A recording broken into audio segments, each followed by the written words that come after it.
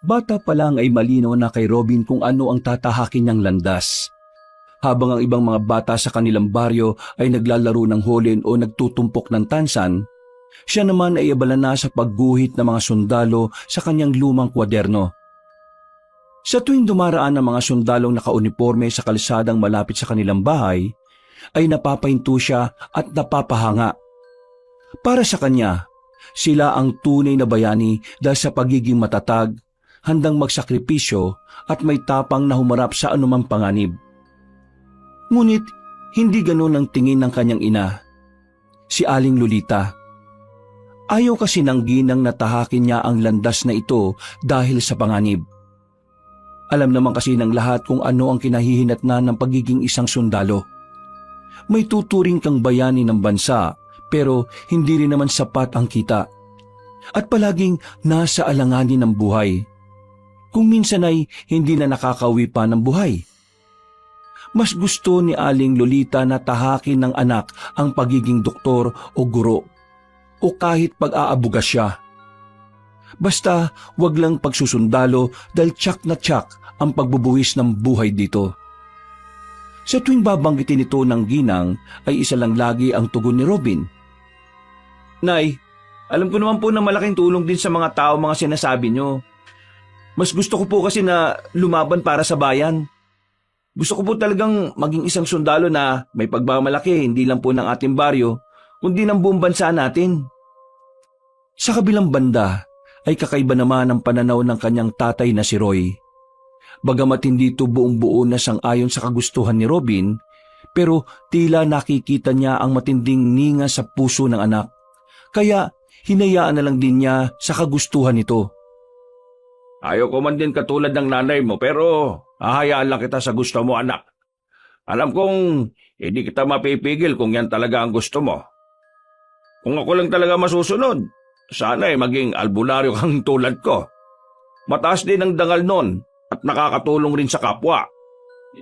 Alam ko naman yun, Tay. Pero gusto ko po talagang maging sundalo. Salamat po sa pag-intindi niyo sa akin, Tay. Pagkatapos ng high school, dahil alam ni Robin na hindi sasang-ayon si Nanay Lolita, kaya lihim siyang nagtungo sa kampo ng mga sundalo para mag-enroll. Ang mga kaibigan niya ay nagulat sa ginawa niyang yon. Ang ilan ay humanga, ngunit ang iba naman ay kinutya siya. Pero wala siyang pakialam sa mga nang-aasar dahil para sa kanya, wala na talagang balikan dahil ito ang landas na tatahakin niya. Matapos magpatala ng sarili, ay hindi niya kaagad ito sinabi sa kanyang ina dahil alam niyang mariin nga itong tututol. Si Tatay Roy lang ang nakakaalam sa desisyon niyang yon.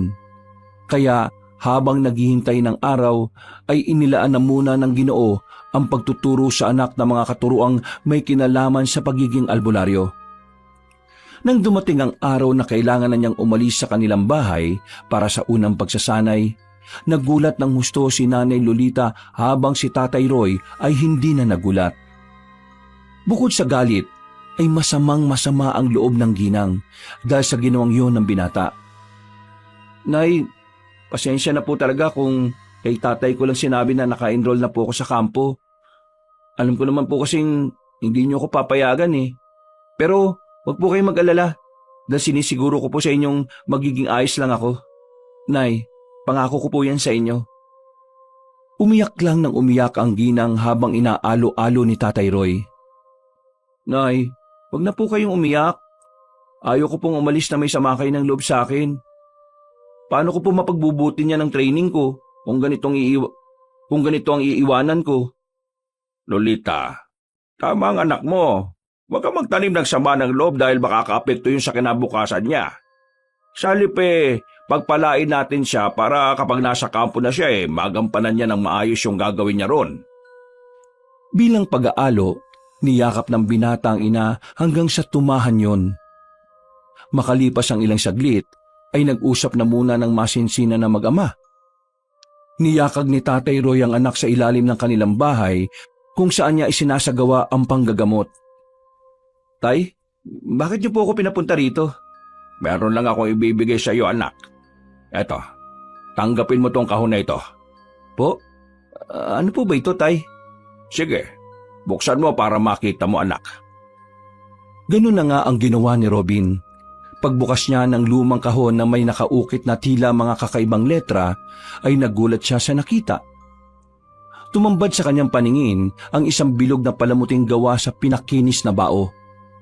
May ukit ng mata ng pusa sa gitna at may nakaukit na mga lihim na simbolo sa likod. Nakakabit ito sa isang itim na telang tila hindi nauupos o naluluma. Tay, ano po to? Agimat? Anak, kung talagang hindi ka mapipigil, tanggapin mo yan. Sa ating angkan, tinatawag yang matampusa. Isa yang agimat na 100 taon na ang bisa. Pero matagal nang hindi nagagamit ng ating angkan magmula pa noong ika-4 na henerasyon bago ka dumating. Meron po pala tayong gantong klase ng agimat? Kung gano'n na po katagal to, bakit ngayon nyo lang po binibigay to, Tay? Ang natatandaan ko lang noon na sinabi ng lolo ko, hindi na nila ito ginamit at hindi rin nila alam ang dahilan kung bakit. Pero malaki raw ang tulong nito noon sa ating mga ninuno. Kaya sana pakaingatan mo ang pamanang yan mula sa ating mga ninuno. Sinasabing may 9 na buhay ang sino mang magsusuot nito. Kaya malaking proteksyon yan lalo na't magsusundalo ka, anak. Talaga po? Sigurado po ba handa kayong ipagkatiwala sa akin ng ganito kaimportanteng bagay na galing pa sa mga ninuno natin? Ikaw na rin naman na magmamana niyan at wala nang iba. Kaya habang nasa pagsasanay ka, mas mainam na isuot mo na at gamitin yan. Para hindi na kami mag-aalala ng husto ng nanay mo sa iyo. Paano po ba gagamitin to, Tay? Basta kung handa ka ng gamitin yan, ikwintas mo lang yan at pagsapit ng 12:00 ng hating gabi, bigkasin mo mga salitang nasa likod ng matampusa. Ayon sa mga naalala kong narinig ko noon mararamdaman mo naman ang epekto niyan. Kaya ikaw mismo ang makakalam kung gumagana ng agimat o hindi pa. Ang may papayo ko lang sa iyo, anak, na katulad ng mga ninuno natin, ay ingatan mo ang paggamit niyan at maging responsable ka. Yan lang ang pinakapamanang may iwan ko sa iyo. Huwag niyo naman po kagad sabihin ng pamana, Tay. Para naman po kayong namamaalam na At saka, babalik pa po ako. Makikita ko po kayo ulit ni nanay kapag isa na talaga akong sundalo. Salamat, anak. At mag-iingat kang mabuti. Kayo rin po. Alagaan niyo pong mabuti ang sarili niyo. Lalo na po ang nanay. Pagkatapos magyakapan ng mag-ama, ay ibinalik na nga ni Robin ang agimat sa lumang kahon at saka itinago sa kanyang bag. Sabay-sabay muna silang nagapunan at nagpahinga. Pagsapit ng 4:00 ng madaling araw ay umalis na ang binata. Eksaktong sinalubong pa siya ng pinsang si Rudy at matalik na kaibigang si Anjo. Nagja-jogging kasi ang dalawa na pabiro pa nga niyang sinabayan bago magpaalam. Best friend, insan, kapag ready na kayong sumabak, hihintayin ko kayo sa kampo Tuloy niyo lang ang pag-iinsayo. At ingat kayo palagi Magkita na lang tayo ulit. Nagbiyahe na nga siya papunta sa kampo kung saan ay sisimulan na niya ang unang pagsasanay patungo sa pangarap niyang pagiging isang sundalo. At mabilis na lumipas ang araw, gabi at mga linggo. Sa pagsabak ni Robin sa mabibigat na training ay nakayanan niya naman ang mga naunang pagsusulit. Talaga kasing pinaghahandaan niya ito, kaya ganadong-ganado siya sa bawat pagsusulit na kinakaharap sa loob at labas ng kampo. Kagad din siyang kinagiliwan ng ilang nasa posisyon dahil sa pagiging masigasig niya. Maraming nagsasabi na palagi nilang nakikita sa mga mata ni Robin ang matinding pagnanais sa propesyong yon. Ayon pa nga sa kanyang training officer na si Sergeant at Arms, tila destined siya na maging isang sundalo. Dahil sa mga compliment na ito, kaya tila mas lalong ang pinagbubuti ni Robin ang kanyang ginagawa kahit na baguhan pa lang. Linggo ng hating gabi, dahil hindi makatulog ay pasikretong kinuha ni Robin ang lumang kahon at nilabas ang agimat mula roon.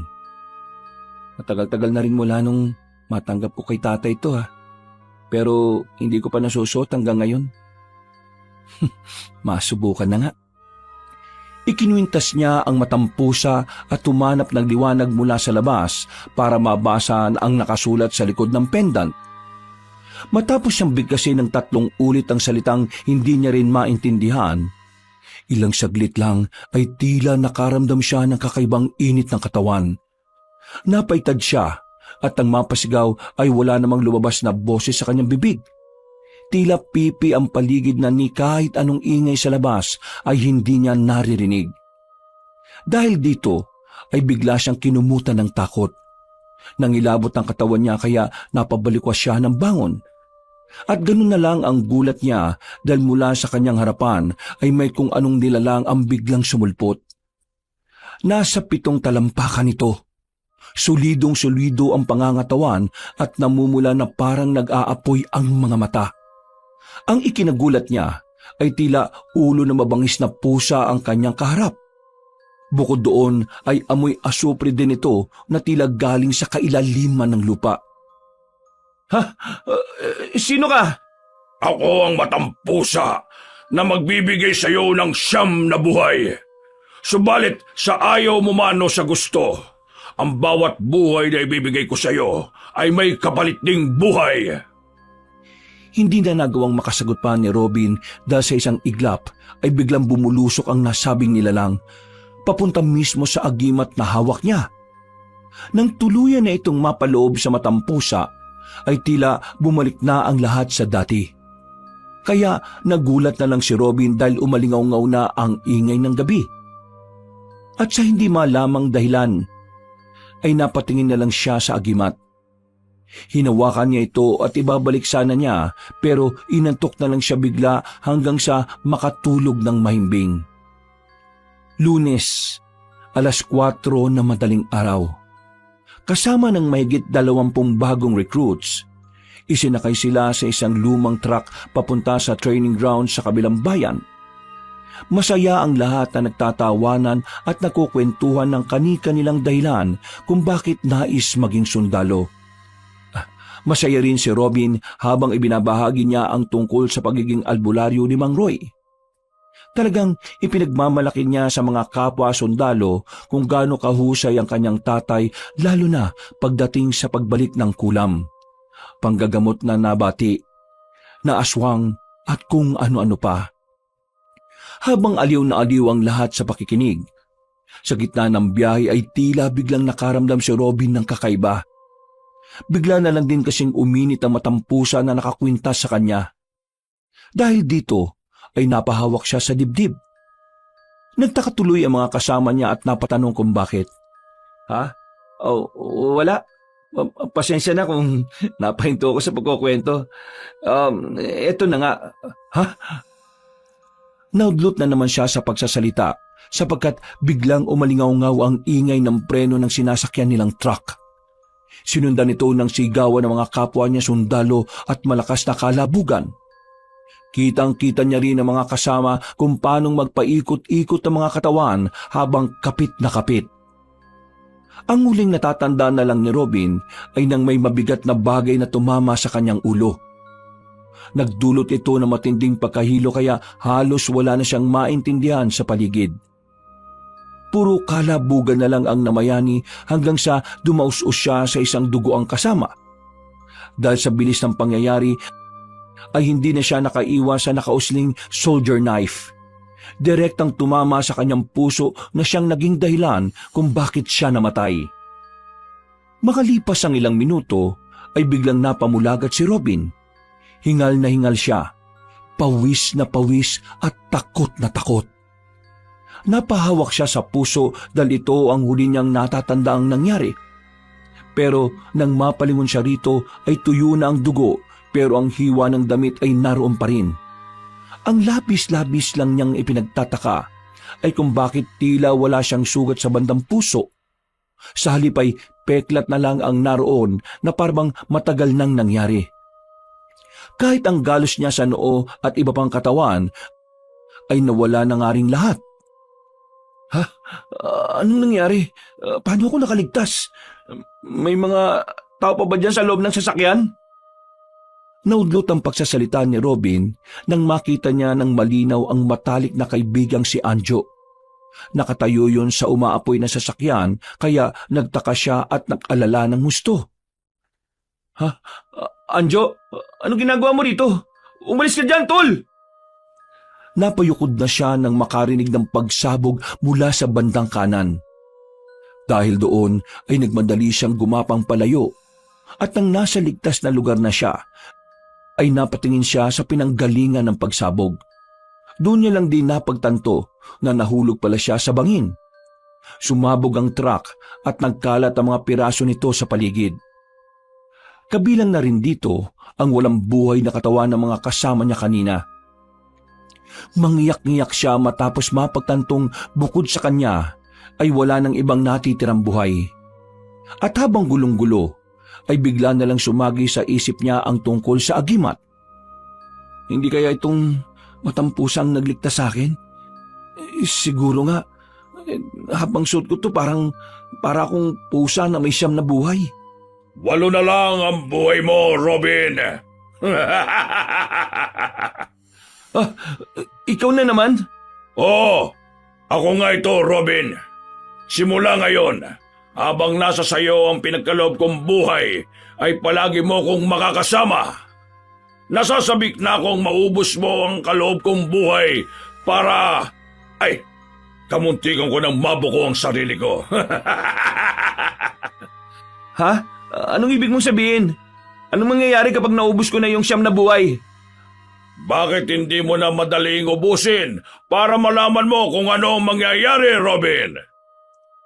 Hindi na nagawang makasagot ng binatang sundalo dahil nakarinig na siya ng sigawan ng mga tao mula sa bandang itaas. Sa daang pinanggalingan nila bago dumaus-os sa bangin. Nang mapalingon siya sa pinanggagalingan ng matampusa, ay wala na ito roon.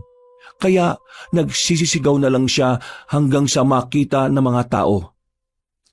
Nasagip siya ng mga rescuer na hindi rin makapaniwala na nakaligtas siya at walang kahit na anong galos. Kung titingnan kasi talaga ang kanilang binagsakan, ay imposibleng merong mabuhay. Pagdating sa kanilang himpilan, matapos masigurong okay na ang kanyang lagay, ay kaagad siyang inintoriga ng mga nakakataas. Hindi naman niya masabi na nabuhay siya dahil sa agimat ng matampusa. Sa dami ng kumausap sa kanya, ay isa lang ang naging sagot niya para maiwasan ang pagdududa. Marami ang naghinala, pero marami rin ang namangha at itinuring na himala ang nangyaring yon.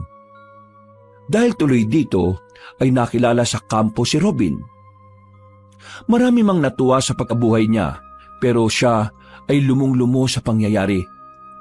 Hanggang ngayon kasi ay hindi niya pa rin matanggap na ang mga kasama niya ay wala ng lahat. Magmula na mangyari ang aksidenteng yon, ay halos gabi-gabi siyang tila dinadalaw ng mga kaluluwa ng mga yumaong kasamahan.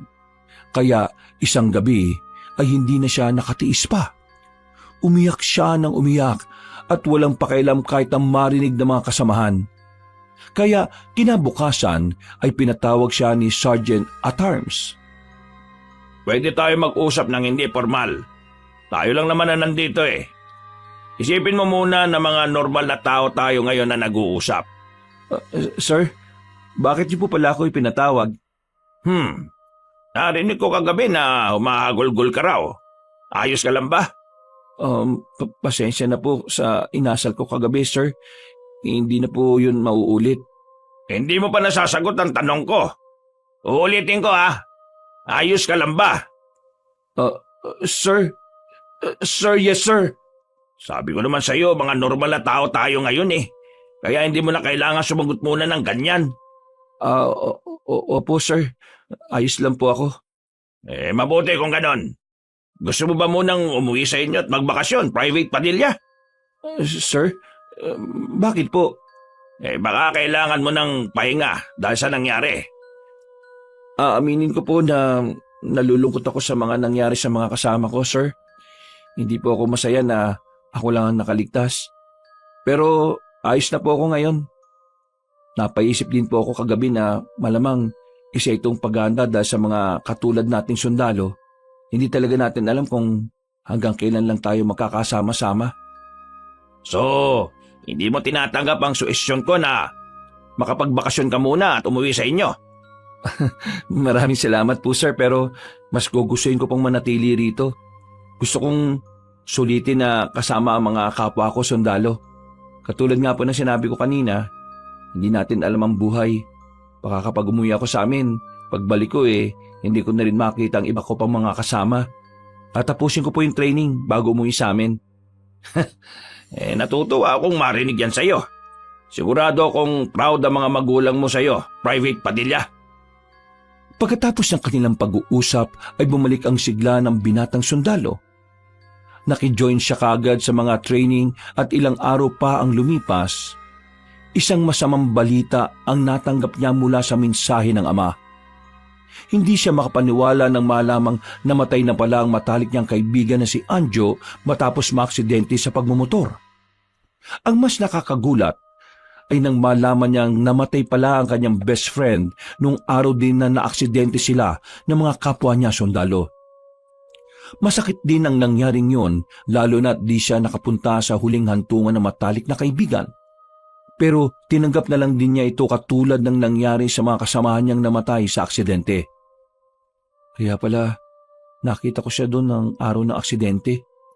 Ibig sabihin, nagpakita sa akin ang kaluluwa niya para makapagpaalam. Ay, best friend, Anjo, salamat dahil kahit sa huling yugto ng buhay mo inalala mo pa rin ako.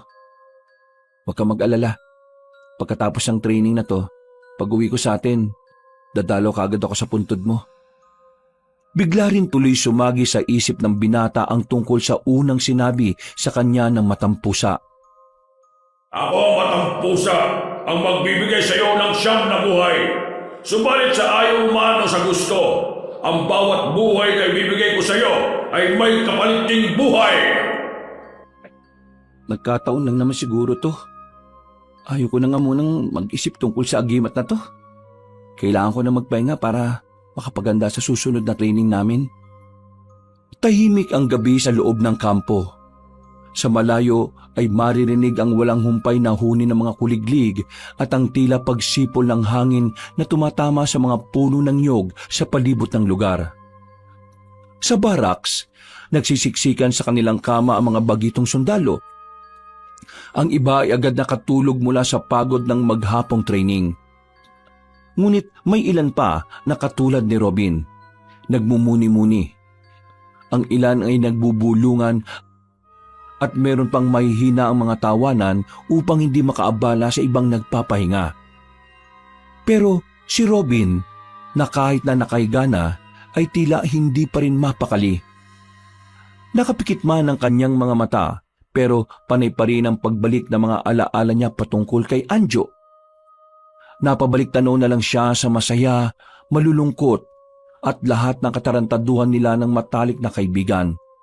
Kaya nauwi na lang siya sa panalangin para na rin sa katahimikan ng kanyang puso at kung sakali sa kaluluwa ng namayapang kaibigan. Lord, marami na pong nangyari ngayon na hindi maganda. Dalangin ko po na kung nasaan man ang kaluluwa ng matalik kong kaibigang si Anjo, nawa po matahimik na siya. Nawa po makamit niya rin ang hustisya at gamitin mo po siya para mabantayan ng mga mahal niya sa buhay. Isasama ko na rin po sa panalangin ng mga magulang ko. Ingatan mo po palagi si tatay at si nanay, pati na rin po ako. Ako ang bahala sa iyo. Hindi mo kailangan ng... Sa inyo ko lang po pinagkakatiwala, Panginoon, ang buhay ko at ng aking pamilya sa ngalan ng Diyos Ama, ng Diyos Anak at ng Diyos Espiritu Santo. Amen. Walang iya ka! Kahit kinakabahan, ay hindi na niya pinansin ang tila bulong na pilit ipinapasok sa isip niya ng matampusa. May parte na ng isip niya na nagsasabing tanggalin ang agimat at hindi na ipagpatuloy ang paggamit nito. Pero may parte rin sa kanyang damdamin na ayaw. At mas lamang yun. Kaya para hindi na mapagod sa kakaisip, ay tinulugan na lang niya ang paglalaban ng sariling isip. Kinabukasan at sa mga sumunod pang mga araw ay naging maayos ang training. Walang naging aberya. Kaya kalmante lang din ang puso ni Robin sa kabila ng hirap at pagod ng mga pagsasanay nila. Ganun pa man, mula nang mabalitaan niya ang pagkamatay ni Anjo sa aksidente sa motor, sa tuwing pipikit siya ay nakikita niya ang ngiti ng matalik na kaibigan. Tila naririnig niya rin paminsan-minsan ang halakhak nun. Kaya may mga pagkakataong napapatigil siya. Pero hindi niya ginawang hadlang ang mga ito para mapagtagumpayan ang pagsasanay. Maigpit niyang hinawakan ng kwintas na nakasabit sa kanyang leeg. Ramdam niya ang lamig nitong parang nagyeyelong metal kahit bao lang ang materyales. At sa unang pagkakataon ay doon niya napansin na tila may sariling pintig ito. Tila ba may pusong tumitibok? Bakit ganito? Parang may buhay itong agimat. Nang muli niyang hinawakan ng matampusa, ay nawala naman ang nasabing pintig. Kaya nakahinga siya na maluwag. Sumapit ang Lunes. Maaga na silang ginising ni Sergeant at Arms. Kitang-kita sa mata ng sarhento ang pagiging matikas at pagiging istrikto. Malakas ang maangas na boses nito na parang kulog na dumadagungdong sa kanilang tulugan. Bango na! Ngayong araw ay makikilala niyo ang tunay na kaaway. Hindi bala na blanco. Dahil totoong baril at bala na ang hahawakan niyo. Kung matatakot lang kayo, uunahan ko na kayo. Umuwi na lang kayo at magtago sa saya ng mga nanay ninyo. Nagkatinginan ng mga sundalo. May halong kaba at pananabik sa kanilang mga mata. At para kay Robin, ay ito na ang sandaling magpapatunay kung karapat-dapat ba talaga siyang maging sundalo. Mabilis na lumipas ang oras. Sa firing range ay inisa-isa na nga sila. Tinuruan sila kung paano humawak ng M16, kung paano huminga bago pumutok at kung paano hindi manginig ang kamay. Mahusay at detalyado ang nagtuturo, kaya naman maraming excited na gumampan sa pagsasanay. Habang pinapanood ni Robin ang ibang mga kasama, ay tila lalong bumibilis ang tibok ng kanyang puso. Kaya mo to, Robin. Kayang-kaya mo to. Private Padilla, ikaw na susunod. Sir, yes sir! Good luck! Lumapit ang binata. Pagkahawak sa baril ay tila nanginginig ang mga kamay niya. Ngunit pinilit niyang maging matatag. Sinunod niya ang instruction ng sarhento. Huminga siya ng malalim at itinutok ang baril sa target saka kinalabit ang gatilyo. Sunod-sunod, umalingaw-ngaw ang malakas na tunog ng baril sa paligid at sa isang iglap ay tumama sa center head ang lahat ng pinakawalan niyang bala ng baril. Napapapalakpak ang mga kasama niya dahil siya pa lang ang nakagawa nito. Kitang-kita ring proud na proud si Sergeant at Arms sa kanyang protege. Good shot, Private Padilla! Yan ang hinahanap ko. Disiplinado at nakafocus. Bagyang napangiti si Robin at kahit papaano ay nadagdagan ng kumpiyansa ang kanyang puso. Pinunurin siya ng papuri ng iba pang mga kasama, kaya nagalak din siya ng gusto. Makalipas ang ilang oras ay dumating ang pinakadelikadong bahagi ng kanilang training, ang paggamit ng granada. Hindi na ito simpleng practice dahil totoong pampasabog ang gamit nila. Makinig kayo. Ito ang totoong laban. Kapag sumablay kayo, hindi lang sarili nyo ang madadamay, pati mga kasama nyo. Kaya makinig kayong mabuti sa instruction kung paano gumamit ng granada at ang tamang tiyempo ng paghahagis nito. Dapat eksakto ang pagkakahagis at mabilis ang pagkilos. Higit sa lahat ay walang pagdadalawang isip. Dahil kapag nagdalawang isip kayo, siguradong patay kayo sa kaaway. Isa-isa na silang tinawag upang subukan ng granada. Habang pinagmamasdan ni Robin ang kanyang mga kasamahan, lalo siyang kinakabahan. Nakikita niyang kung papaanong pinigilan ng ilan ang panginginig ng kanilang mga kamay. May dalawang nagkamali ng anggulo ng hagis at muntikan ng masapol ang kanilang instructor. Mabuti na lang ay wala namang napaano. Private Padilla! Sir, yes sir! Ikaw naman! Ipakita mo kung gaano ka kagaling! Huwag mo akong bibiguin, ha? Sir, yes sir! Lumapit si Robin na nanginginig ang kalamnan. pero hindi nagpapahalata. Kinuha niya ang nasabing granada at tinimbang-timbang ito sa kanyang kamay.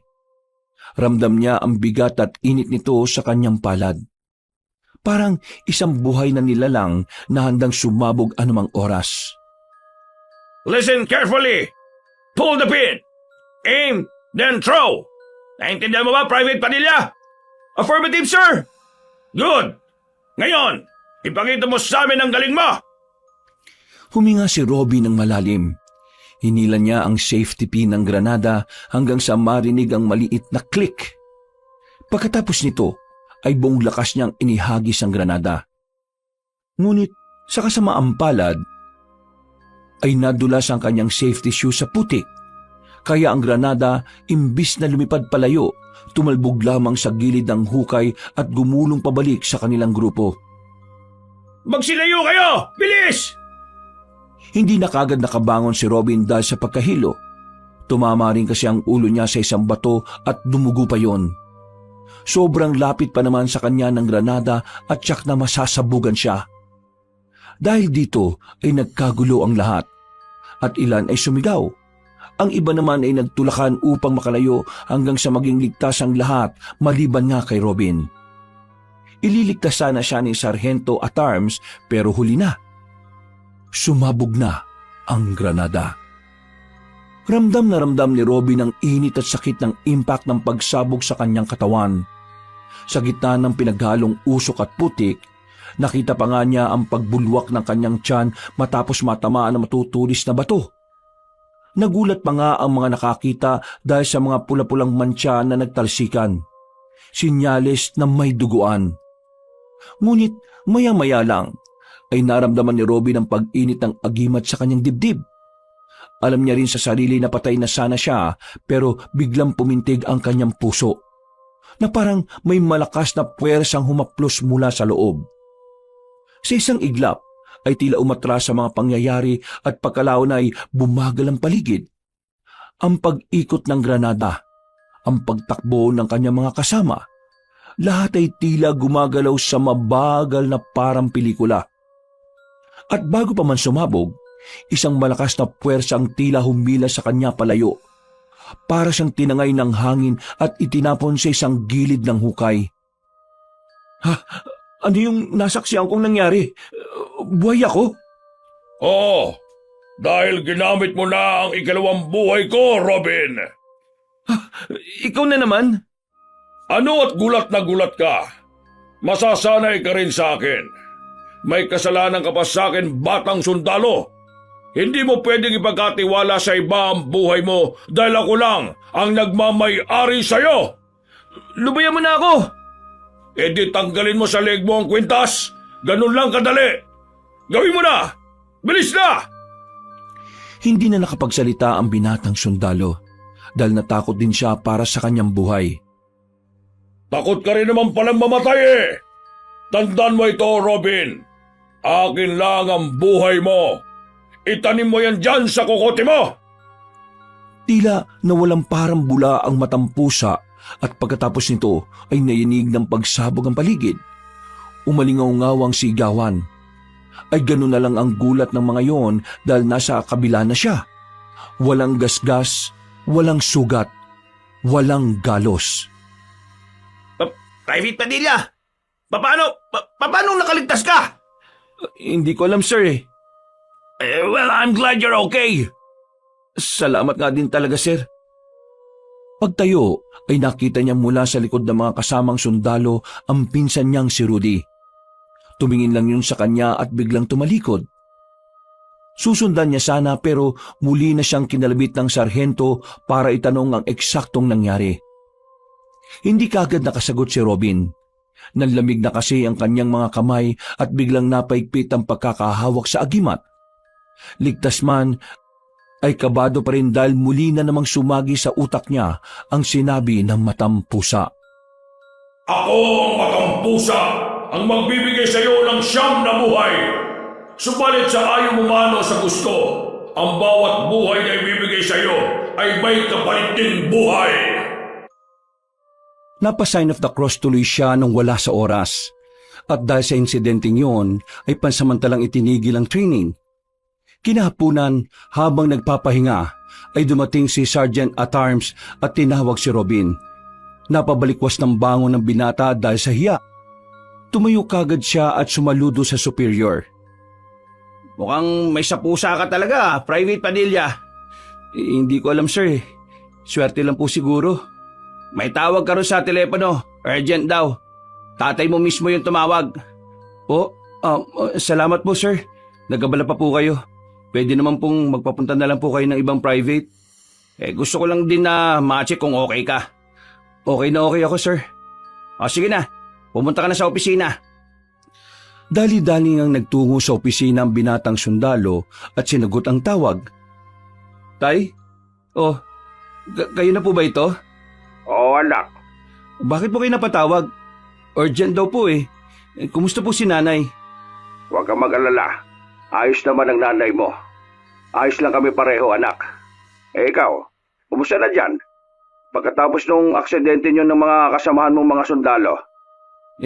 Ayos naman po tay. Wala naman pong ibang nangyaring kakaiba.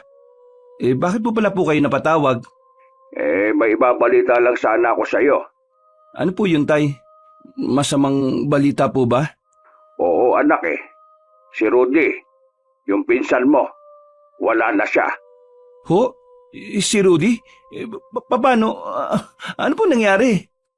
Naipit siya sa barila ng mga rebelde at mga kapulisan. Papunta siya sa bayan para maghatid ng mga aning gulay. Bigla raw sumiklab yung putukan at nadamay ang pinsan mo, anak. Ayon, tinamaan ng granada. Habang nagpapatuloy si Tatay Roy sa pagsasalita, ay tila biglang nagdilim ang paligid ni Robin. Dito na kasi unti-unting nagsisink in sa kanya ang tungkol sa bisa ng agimat ng matampusa. Parang madudurog ang puso niya dahil isa na namang matalik na kaibigan at pinsan ang pumanaw ng walang kalaban-laban. Para siyang nanghina at nanlabo ang kanyang paningin.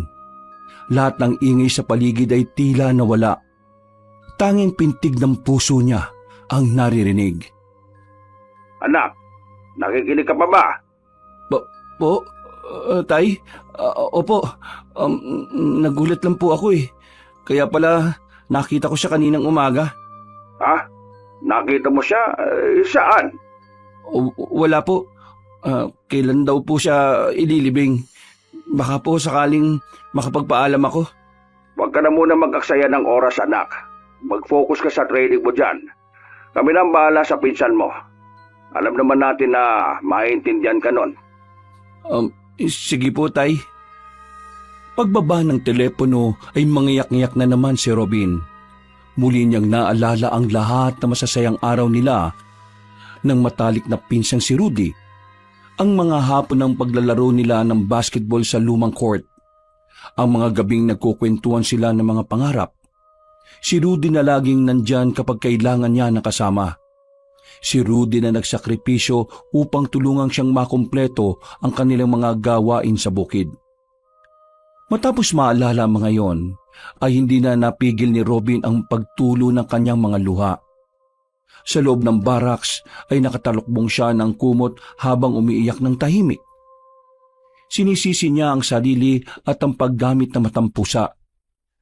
Kundi dahil sa paggamit nito, buhay pa sana sina Anjo at Rudy. Kaya pala'y tinago to ng mga ninuno namin. Dapat siguro hindi ko na to gamitin para wala nang mapahamak sa mga mahal ko sa buhay. Tatanggalin na sana niya ang agimat pero natigilan din siyang bigla. Sa kabilang banda ng isip niya, tila merong mga bulong na nag-uudyok na huwag tatanggalin ang kwintas. Ipinaisip sa kanya na paano kung may mga susunod pang aksidente. Baka tuluyan na siyang mamatay kung hindi niya gagamitin ang agimat. Dahil dito ay napakuyom siya ng mga kamay at nainis sa sarili. Duwag ka, Robin. Duwag ka. Sa mga sumunod pang araw ay tahimik lamang si Robin sa training. Walang kibo at tila nangingilag makipag-usap sa mga kasamahan. Kahit sa mga kaklose niyang sina Private Parap at Private Perty. Hinayaan na lang muna siya ng dalawa dahil alam din naman ng mga yon na meron siyang pinagdaraanan. Kinagabihan, pagkatapos ng nakakapagod nilang training, ay tinanggal niya ang kwintas at tinitigan ito. Ang matampusa sa ilalim ng liwanag ng lampara ay tila ba kumikindat sa kanya. Sa likod ay muling nabasa niya mga salitang nakaukit. Kaya napabuntong hininga siya nang maalala na naman sina Anjo at Rudy. Anjo, Rudy, patawarin niyo ako ha. Kumuha siya ng bato para sana durugin na ang agimat, pero sa huli ay hindi niya ito nagawa. Muli niyang kinuha ang agimat at pumasok na sa loob ng barracks para magpahinga. At mula sa kadiliman ay tuwang-tuwa ang matampusa dahil unti-unti nang nangyayari ang kanyang nais. Hindi ko kailangang magmadali. Hindi ka rin naman makakatiis at darating din ang araw na susutin mo ulit ang agimat. Naglaho na naman parang usok ang matampusa at muling nilamo ng tahimik na gabi ang buong kampo.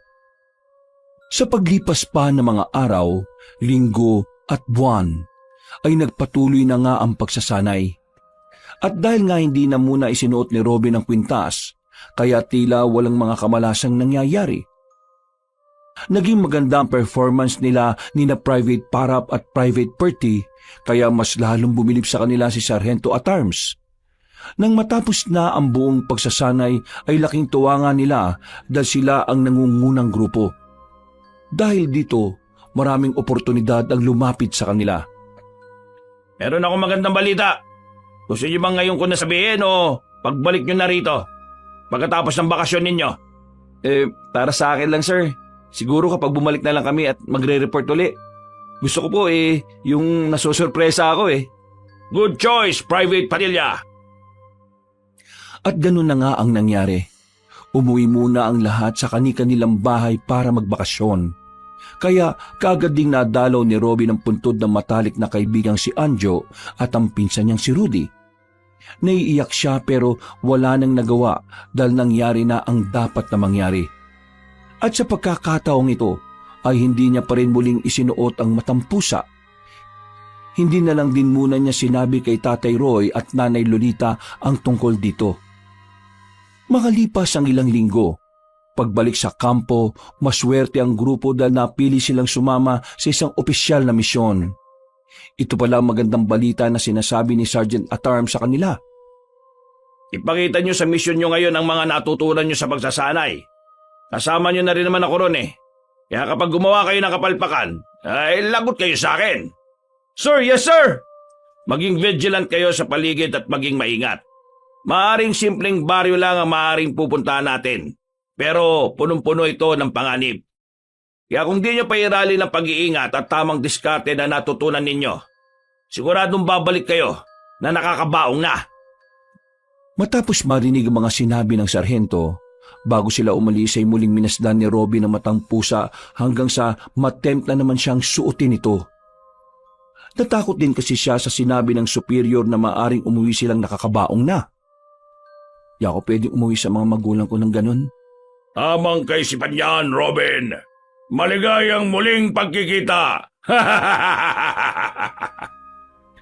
Hindi na niya pinansin ang bulong ng matampusa. Nag-ayos na lang siya ng mga gamit bilang paghahanda. Mabilis na lumipas ang oras. Tahimik ang biyahe ng tropa ni Robin patungo sa liblib na baryo ng Mindanao. Ang malamlam na liwanag ng hapon ay sumalubong sa kanilang military truck. Ang gulong nito ay dumaus-os sa maputik na daan na parang hindi pa nadaraanan ng maraming sasakyan. Ramdam ng bawat sundalong naroon ang bigat ng misyon matapos silang makita ang lugar. Ayon sa briefing, ang baryo raw na yon ay nakakaranas ng sunod-sunod na pagkakasakit ng mga residente. Isang uri ng hindi maipaliwanag na karamdaman. May ilan na ring umanong namatay at may mga ulat pa na naglalaho ang ilang bata sa gabi. Si Robin ay nakaupo sa gilid ng truck at tahimik lamang na nagmamasid. Dama niya ang tila bigat ng hanging nagpapaikot-ikot sa buong baryo. Dahil dito, ang kanang kamay niya ay mahigpit na napahawak sa agimat ng matampusa na nakasabit sa kanyang leeg. Bakit ganitong pakiramdam ko sa lugar na ito? Parang may kakaibang enerhiya na hindi maipaliwanag. Ako lang ba nakakaramdam nito? Siguradong hindi lang rebelde ang may kagagawan ng mga hindi magandang nangyayari sa lugar na to. Kaya kailangan mag-ingat. Dahil hindi pa ganoon kaabala, kaya naglakad-lakad na muna si Robin kasama sina Private Parap at Private Perty. Iilan lamang ang mga tao sa kalsada na nakita niya at karamihan ay nakatingin sa kanila na parabang may pagtataka o pag-aalinlangan. May napansin din silang mga mata na tila nagtatago sa likod ng bintana at mga bata na kagad dinahatak ng kanilang mga magulang palayo. Parang hindi masyadong palakaibigyan ng mga tao dito no? Pansin niyo ba yung mga buddy? O baka siguro tahimik lang talaga mga tao dito at hindi sanay sa mga naka-uniforming sundalo. Pero parang imposible rin namang hindi sila sanay sa mga sundalo Kita niyo naman ang mga titig nila sa atin Hindi lang may takot, parang may halong panghusga rin. Para bang may binabantayan o may iniiwasan tayo. Kaya mga buddy, katulad ng sinabi ni Sargento at Arms, maging mapagmasid tayo sa paligid natin Tumango lang ang dalawa niyang kasama at nang makakita sila ng maliit na tindahan, bumili na nga kagad sila rito at bumalik sa kanilang pansamantalang kampo. Habang abala sa pag-aayos ng kanilang pansamantalang kampo malapit sa barangay hall, napansin ni Robin ang isang dalagang nakatayo hindi kalayuan. Nakaputing duster yun na mahaba ang buhok at mapungay ang mga mata. May kakaibang lambing sa kanyang mga titig na agad umagaw ng pansin sa binata. Ngumiti rin ang dalaga nang sila ay magtama ng tingin. Dahil naman dito ay tila nakaramdam ng pakailang si Robin. Sa unang pagkakataon ay may kakaiba siyang naramdaman na hindi niya maipaliwanag. Nahihiya siya na hindi maintindihan, lalo na ng pasimpleng kumaway ang nasabing dalaga. Bakit naman kumaway pa yun? Para naman tanga pakaway-kaway pa. Private Robin! Bakit ngumingisi ka na mag-isa dyan, ha? Sir, wala naman po, sir. Ayusin mo yung post mo. Para kang kinikilig na kitikiti. Sino ba yung pinagmamasdan mo dyan, ha? Wala, sir. Mabuti na lang din talaga ay nawala na ang mayuming dalaga at hindi na ito nakita pa ng sarhento. Dahil doon ay umismid na lang ang Ginoo at pagkatapos ay sinabihan na muna siyang tumulong sa iba na nagsiset up. Nang matapos na, kinagabihan ay nagpahinga na muna kaagad ang grupo. Nang nakaiga na si Robin ay napahawak siya sa agimat at muling inalala ang itsura ng magandang babae na nakita kanina. Okay yung ngiti niya. Sino kaya siya? Sana magkita kami ulit. Mukhang malapit lang naman siya rito sa kampo Nakatulog nga siya kaagad na may ngiti sa labi at ilang saglit pa, walang ano-ano ay napabalikwas siya ng bangon. Merong kasing umalingaw-ngaw na alulong. Marami rin silang nagising at nagulat dahil sa nakakakilabot na alulong na yon. Kahit ang mga kasama niyang sina Private Parap at Private Perty ay nangilabot din katulad niya. Doon pa naman sa amin, kapag may mga umaalulong na aso, ibig sabihin may kinukuwang buhay. Huwag naman sana na merong kunin ngayon. Tinuwanan lang siya ng mga kasama dahil karamihan sa mga yon ay laking syudad at hindi naniniwala sa mga ganong klase ng pamahiin. Kinabukasan, hindi nga nagkamali ng hinala si Robin. Merong ngang namatay na isang taga-baryo dahil sa malubhang sakit. Dahil dito, ang mga kasama nila sa medical team ay nagsagawa na kaagad ng libreng check-up sa lugar. Sa ganitong paraan kasi malalaman o matutukoy kung ano nga ba talaga ang sanhi ng pagkakasakit ng mga tao sa lugar. At kapag nalaman na, ay saka sila magre-request ng gamot na siyang tutulong sa mga tao. Naging maayos naman ang medical mission, pero sa kabilang banda ng isip ni Robin ay alam niyang may bumabalot pa ring kadiliman sa buong baryo. Sa kanilang lahat kasi ay parang siya lang ang nakakakita nito sa ibabaw ng buong baryo. Ano ba yung madalas mong pinagmamasdan sa langit, Private Padilla? Sir? Wala po, sir. Anong wala? Halos met maya kitang nakikitang nakatingala dyan Ano kasi, sir? Medyo weirdo tong sasabihin ko. nakikita niyo rin po ba yung nakikita ko sa ibabaw ng baryo? Ha? Langit siyempre. Nakikita ko yung langit. Ano sir, meron kasi ako nakikitang parang itim na ulap na bumabalot. Nako, Private Padilla. Wag na wag mong ipagsasabihan sa ibang superior dahil sigurado papauwiin ka. Pasalamat ka at sa akin mo lang sinabi to. Sige na, magtrabaho ka na. Wag na natin pag-usapan to. At ayaw ko na ring marinig ang mga ganitong kalokohan ha. Sir, yes sir. Ganun na nga ang ginawa ng binatang sundalo. Hindi na lang niya pinansin ang mga kakaibang nakikita sa baryo sa tulong ng agimat na suot niya. Ginampanan niya na lang ang trabaho nila at sa mga sumunod pang araw, nagpatuloy ang medical mission pero marami pa rin ang lumalala ang sitwasyon. Hanggang ngayon din kasi ay hindi pa matukoy ng mga ekspertong doktor na kasama nila kung ano ang pinanggagalingan ng sakit na kumakalat sa buong lugar. Sumabay pa ang pagtatangka ng ilang rebelde na kaagad din nilang napigilan. Kinagabihan, matapos ang mahabang araw ng pagtulong sa mga residente at pakikipagpulong sa barangay captain na si Ginoong Dennis Alidap, nagpaikot-ikot si Robin sa paligid upang makilala pa ang baryo. Doon niya muling nakita ang dalagang madalas niyang mapansin, si Mariel, na nakaupo sa gilid ng poso at nagigib ng tubig. Sinamantala niya ang pagkakataong sila lang ang taong sa nasabing lugar. Nilapitan niya ang dalaga at dali-daling kinausap. Magandang gabi. Magandang gabi rin. Ako si Private Padilla at Robin ang pangalan ko. Magandang gabi ulit, Robin. Ako naman si Mariel. Ikinagagala kitang makilala. Ako rin, Mariel. Tulungan na kita dyan. Kung gusto mo, wala naman akong ginagawa ngayon eh. Naku, nag-abala ka pa? Hindi naman. Tumulong na agad si Robin at nagpatuloy sila sa pag-uusap patungkol sa mga bagay-bagay.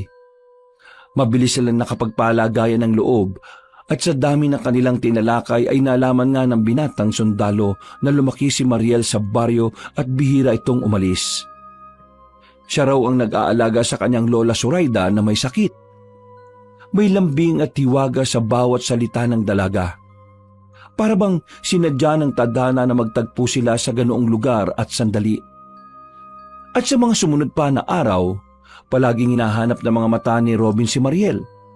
Tuwing may libreng oras ang binatang sundalo ay napapadpad siya sa poso kung saan laging naroon ng dalaga. Unti-unting nagiging masigla ang kanyang mga araw sa kabila ng mabigat na misyon. Ngunit kasabay ng unti-unting paglalapit nila ni Mariel ay ang lumalalang kalagayan ng baryo. Sunod-sunod kasi ang mga pagkakasakit ng mga tao. Ang iba'y nilalagnat na matindi. Hindi na makabangon at ang ilan naman ay bigla na lamang nawawalan ng malay at hindi na nagigising. Hindi na talaga normal ang sakit na ito. Parang nilalason ng mga tao ng paunti-unti.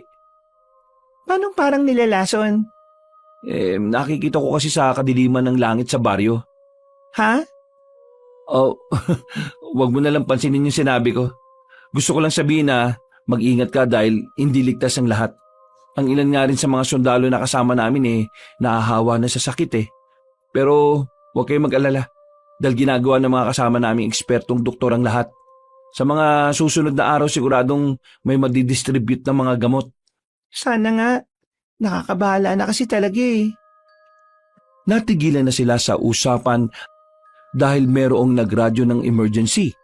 Samantalang iniwan ni Robin si Mariel sa igiban. Tumulong muna siya sa mga kasama sa pagpigil sa mga rebelding dumating. Habang nakikipagsagupa sila, ay may nakitang isang matandang babae si Robin mula sa hindi kalayuan.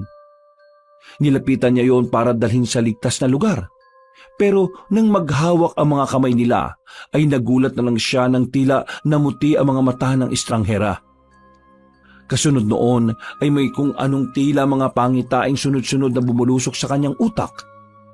Mga pagsabog, malalaking apoy at mga nakakatakot na nilalang ang sumambulat sa kanya.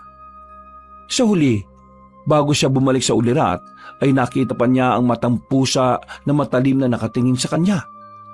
Tuwang-tuwa ito na abot tenga ang saya.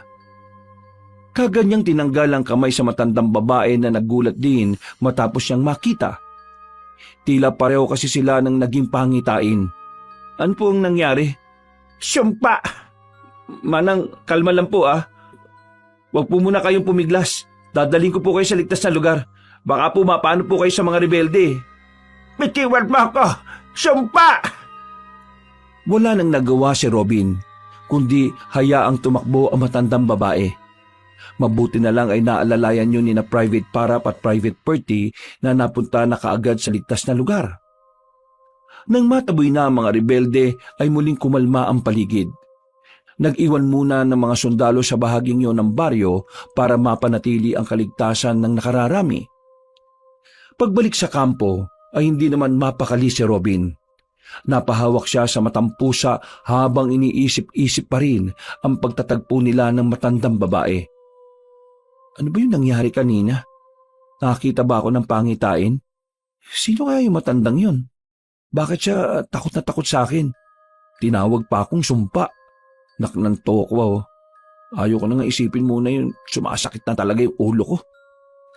Natulog na nga siya ng mahimbing hanggang sa muli na namang dumalaw ang isang panaginip. Ito yung patungkol sa pangitaing una niyang nakita noong maghawak ang mga kamay nila ng misteryosang matandang babae. Kinabukasan ay 2 sundalo na naman ang biglang nagkasakit. Malakas ang kanilang katawan, sanay sa hirap pero tila biglang nanlumo at nangisay, na parabang pinahina ng isang hindi maipaliwanag na puwersa. Dahil dito ay naalarma na ang mga nasa kampo pero sinikap naman ng mga doktor na gawin ang kanilang makakaya. Mas naging mapagbantay din ng mga sundalo dahil sa mas tumitinding banta ng mga rebelde. Pasado 10:00 ng gabi, magkakasamang nakapose na Robin, Private Parap at Private Perry. Tahimik ang paligid nang meron silang mapansin na kakaibang nilalang mula sa kalangitan. Nung una ay inakala pa nilang isa lang itong malaking ibon. Pero nang tumagal ang titig nila ay ganun na lang ang gulat nila dahil hindi yun mukhang hayop, kundi mukhang halimaw. Bumulusok yun sa mga kapunuan at sinundan ng kahulan ng mga asong tila takot na takot. Mga buddy, sinong sasama sa akin? Puntaan natin, dali! Walang sumang-ayon kina Private Parap at Private Perty.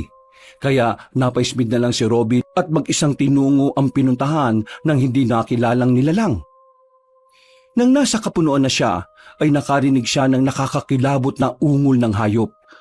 Naging alerto siya habang iginagala ang flashlight sa madilim na kapunuan. Hindi kaya aswang yung nakita namin kanina? Ano ba namang klaseng baryo to? Kundi pinupupog ng sakit, sinasalakay naman ng mga rebelde. Tapos ngayon, may tila pagala-gala pa na aswang. Punong-puno talaga ng kadiliman ng lugar na ito eh. Eksaktong pagkasabi niya noon ay nakarinig siya ng malakas na sigaw ng babae. Pamilyar siya sa boses noon, kaya dali-dali siyang tumakbo mula sa kinaroroonan ng tinig. Tulong! Tulong! Nandiyan na ako! Nang makita ni Robin ang kinaroroonan ni Mariel ay nagulat siya. Tila sugatan kasi ang dalaga na parang may kung sinong kumalmot sa kanyang braso. Kagad niyang nilapitan ang umiiyak na dalagang takot na takot, habang ginagala sa iba't ibang dako ang flashlight. Mariel, ayos ka lang ba? May malaking ibon! Sinalakay ako ng malaking ibon! Nasaan? Hindi ko alam kung nasaan nagpunta. Umalis na tayo rito! Sige, tara! Inalalayan niya kagad ang dalaga palayo sa lugar na yon. Pagbalik nila sa kinaroroonan ni na Private Parap at Private Perty ay nakahinga naman ng dalawa ng maluwag. Kagad nilapatan ng gamot ang mga sugat ng dalaga at binendahan ito. Ano ba kasing ginagawa mo ron, banda Mariel? Anong oras no? Nasa labas ka pa? Hindi kasi ako nakapag-igib kaninang hapon. Akala ko may laman pa yung mga imbak ko eh. Pero pagtingin ko kanina, butas pala yung drum na pinag-ipunan ko ng tubig. Kumuha lang naman ako ng isang balde kasi malapit doon yung pusuhan, tapos yun na nga, sinalakay na ako ng malaking ipon. Parang hindi ibon yung nakita namin kanina eh. Anong ibig mo sabihin? Basta, Sigurado kami na hindi isang ibon yon. Pero maiba tayo. Gusto mo bang balikan natin yung sinasabi mong inigib mo? Naku, wag na kayo mag-abala. Baka mamaya maging hadlang pa ako sa trabaho nyo. Babalikan ko na lang yun bukas at uuwi na ako. O sige, pero ihatid kita sa inyo. Huwag ka nang tumanggi ah. Hindi na nga umalma ang dalaga. Sinamahan na siya ni Robin hanggang sa bahay nila. Nang pabalik na ang binatang sundalo, ay napadaan naman siya sa bahay ng estrangherang matandang babae. Ito yung ginang na una niyang nakainkwentro sa unang pagsalakay ng mga rebelde. Nagulat siya at napahinto dahil muli silang nakita. Nakatayo ang matandang babae sa tapat ng kubo nito at nakatingin sa kanya na matalim. Ikaw yun, di ba? Pwede ko bang malaman ang pangalan niyo, Manang? Shaming ang pangalan ko. Aling Shaming, ikinagagalak ko po kayo makilala. Ako naman po si Private Padilla. Tawagin niyo na lang po akong Robin. Sasamantalin ko na po habang nandito na rin naman ako. Pasensya na po sa bala pero itatanong ko lang po sana sa inyo yung tungkol sa nangyari nung nakaraan. Umalis ka na sa lugar namin. Ikaw ang may dala ng sumpa sa baryong ito. Kaya umalis ka na. Ano po bang ibig niyong sabihin? Hindi na sumagot si Manang Shaming. Pakalubog na lang siya nitong sinarhan ng pinto. Kaya napabuntong hininga na lang siya ng malalim bago balikan ng mga kasama. Wala namang ibang kakaibang nangyari hanggang sa matapos ang kanilang duty. Ganun rin ang mga pangyayari at tila palaisipan pa rin sa binata ang mga ganap. Kinagabihan ay muling nagpatrolya si Robin sa paligid ng baryo. Malayo siya sa madalas na mga kasamang sina Private Parap at Private Perty. Madilim at walang buwan, ngunit sa di kalayuan ay nakakita siya ng figura ng isang babae. Sino na yan nandyan? Sundalo ko! Kaya huwag ka matakot! Ako si Private... Ha? Naudlot na siya dahil biglang mabilis na tumalon mula sa kapunuan ng nasabing babae. Kaya nagulat siya ng gusto. Doon niya tuloy napagtanto na hindi yun ordinaryong babae lang. Napaisip siya na posibleng ito yung halimaw o aswang na nakita nila kagabi na nasa anyong ibon. Anak ng titing oh, may aswang nga sa lugar na to. Posible nga kaya na ang aswang na yun ang dahilan ng pagkakasakit ng mga tao at ilang sundalo. Kaya rin siguro hindi matukoy ng mga eksperto ang pinagmumulan ng sakit ng mga mamamayan eh. Sinundan niya ang nasabing nilalang hanggang sa makarating na siya sa mga kabahayan.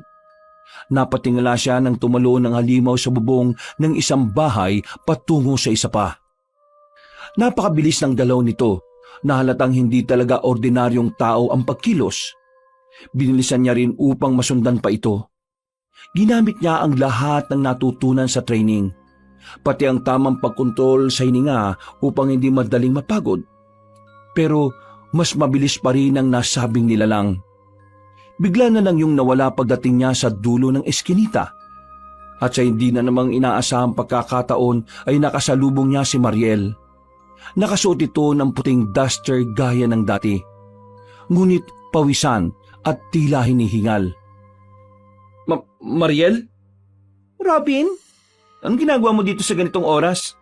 Nag-iigip ka na naman ba? Ang lola Suraida ko kasi nahihirapan siyang huminga. Ha? Ganun ba? Kung ganun, sasama ako sa inyo. Dali na natin siya sa kampo para magamot. Hindi na nakakalakad ang lola ko eh. Magpapunta ka na lang sana ng mga manggagamot. Ganun ba? O sige, babalik ako sa kampo para tumawag ng manggagamot. Bibilisan ko, kaya umuwi na kayo sa inyo. Salamat. Gusto pa sana magtanong pa ni Robin, ang kaso ay nagmamadali na sila. At nang magtama ang kanilang mga mata, ay parabang nakaramdam siya ng matinding pag-ibig sa dalaga. Hindi niya rin alam kung bakit, pero para siyang inaakit ng mga tingin nito. Nagulat na lang siya at tila natauhan nang maramdaman ng pag-init na matampusa. Kaya habang pabalik sa kampo ay napapahawak siya sa agimat at napapatanong sa sarili. Nakita niya rin biglang isa sa mga malalapit na sundalong si Private Hood, pero bigla rin itong nawala. Hindi na lamang niya pinagtuunan yun ng pansin dahil madalas naman kasing ganun yun lalo na kapag abala sila. Ngayon na lang ulit uminit tong agimat ng matampusa ah. Sa palagay mo, bakit nga kaya uminit ang aking agimat, Robin? Ikaw na naman. Nagkita tayong muli. Alam mo na ba ang ibig sabihin nito? Anong ibig mong sabihin? Wala namang aksidenteng naganap ah. Paano kung magagamit ulit yung agimat? Nakakatawa lang talaga kayong mga tao. Bulag na bulag kayo sa pinapakitang magaganda ng mundong ito. Kaya kayo madaling nalilin lang eh. Pero hindi ako makikialam sa pagkakataong ito. Hahayaan kitang matuklasan mo mismo kung paano mong nagamit ang ikatlong buhay na matampusa. Tandaan mong mabuti na 6 na lang ang natitira mong buhay, Robin. At kung sa tingin mo ay matagal mo pa itong magagamit, dun ka nagkakamali. Naglaho na nga na parang bula ang matampusa, kaya nagdire-diretso na si Robin hanggang sa makarating sa kampo. Ipinaalam niya kaagad ang balita upang ipadala rin kaagad ang isa sa military doctor na si Officer Castello. Pagdating nila sa bahay ni Mariel at Lola Zoraida, ay huli na ang lahat. Wala nang buhay matandang babae habang ang dalaga naman ay humahagulgol sa pag-iyak. Dahil dito ay inalo-alo na lang ni Robin ang dalaga na yumakap pa sa kanya. Makalipas ang 2 araw, muling nagtagpo ang landasin naman ng Xiaming at Robin. Hindi kasi nakaduty ang binata at plano sana niyang maligo sa may ilog. Naabutan nila roon ang matandang babae na katatapos lang maglaba. Dahil dito ay lumapit siya at akma sanang tutulungan ng matandang babae pero umiwas yon. Hindi ko kailangan ng tulong mo. Salot ka rito sa baryo namin kaya umalis ka na. Manang naman po, nagkakahawang gawa na nga po eh. Huwag niyo naman po akong sabihan ng salot. Salot ka naman talaga eh. Tapatin niyo nga po ako. Galit ba kayo sa akin, Manang Xiaming? Kung may galit po kayo, sabihin niyo po at ipaliwanag niyo sa akin ang pinaghuhugutan ninyo. Para kung sakali po ako nang iiwas sa tuwing magtatagpo ang landas natin. Tumingin lang ng matalim ang matandang babae habang sina Private Parap at Private Perty ay napapangiti-ngiti lang. Kitang-kita kasi nila na tila napipikon na nga si Robin. Hindi nga nagsalita si Manang Xiaming. Naglakad na lang yun dala ang kanyang labahan. Subalit, nagdulas siya at napaigtad. Mabuti na lang ay mabilis na nakaaksyon si Robin at nasalo siya. Nang maghawak ang kanilang mga kamay ay bigla na namang namuti ang mga mata ni Manang Xiaming. Ang binatang sundalo naman ay tila binulusok ang napakaraming impormasyon ng isipan. Nagulat na lang si Robin nang bigla siyang mapunta sa nakalipas kung saan sinasabi ni Mariela nang hihingalo ang Lola Zoraida niya. Maya-maya pa ay nakita niyang bumalik ang dalaga sa bahay nila. Sumunod siyang papasok sa loob kaya nakita niya na tumungo yun sa kwarto ng matandang babae. At pagpunta niya sa pintuan ng nasabing silid, ganun na lang ang gulat niya sa nakita. Nahihimbing ang tulog ni Lola Zoraida at hindi naman naghihingalo katulad ng sinabi noon ni Mariel. At ang mas nakakabigla ay ang ginawa ng dalaga. Kitang-kita ng 2 mga mata ni Robin kung paanong takpan ng unan ni Mariel ang mukha ng sariling lola. Nanlaban ang matandang babae hanggang sa tuluyan na itong manghina at mawala ng buhay. Pagkalaon ay sumilay ang ngiting nakakaloko mula sa mukha ng dalaga. Maya-maya ay umakto ng naiiyak. Natapos na ang mga pangitain nang tanggalin ni Manang Xiaming ang kamay niya.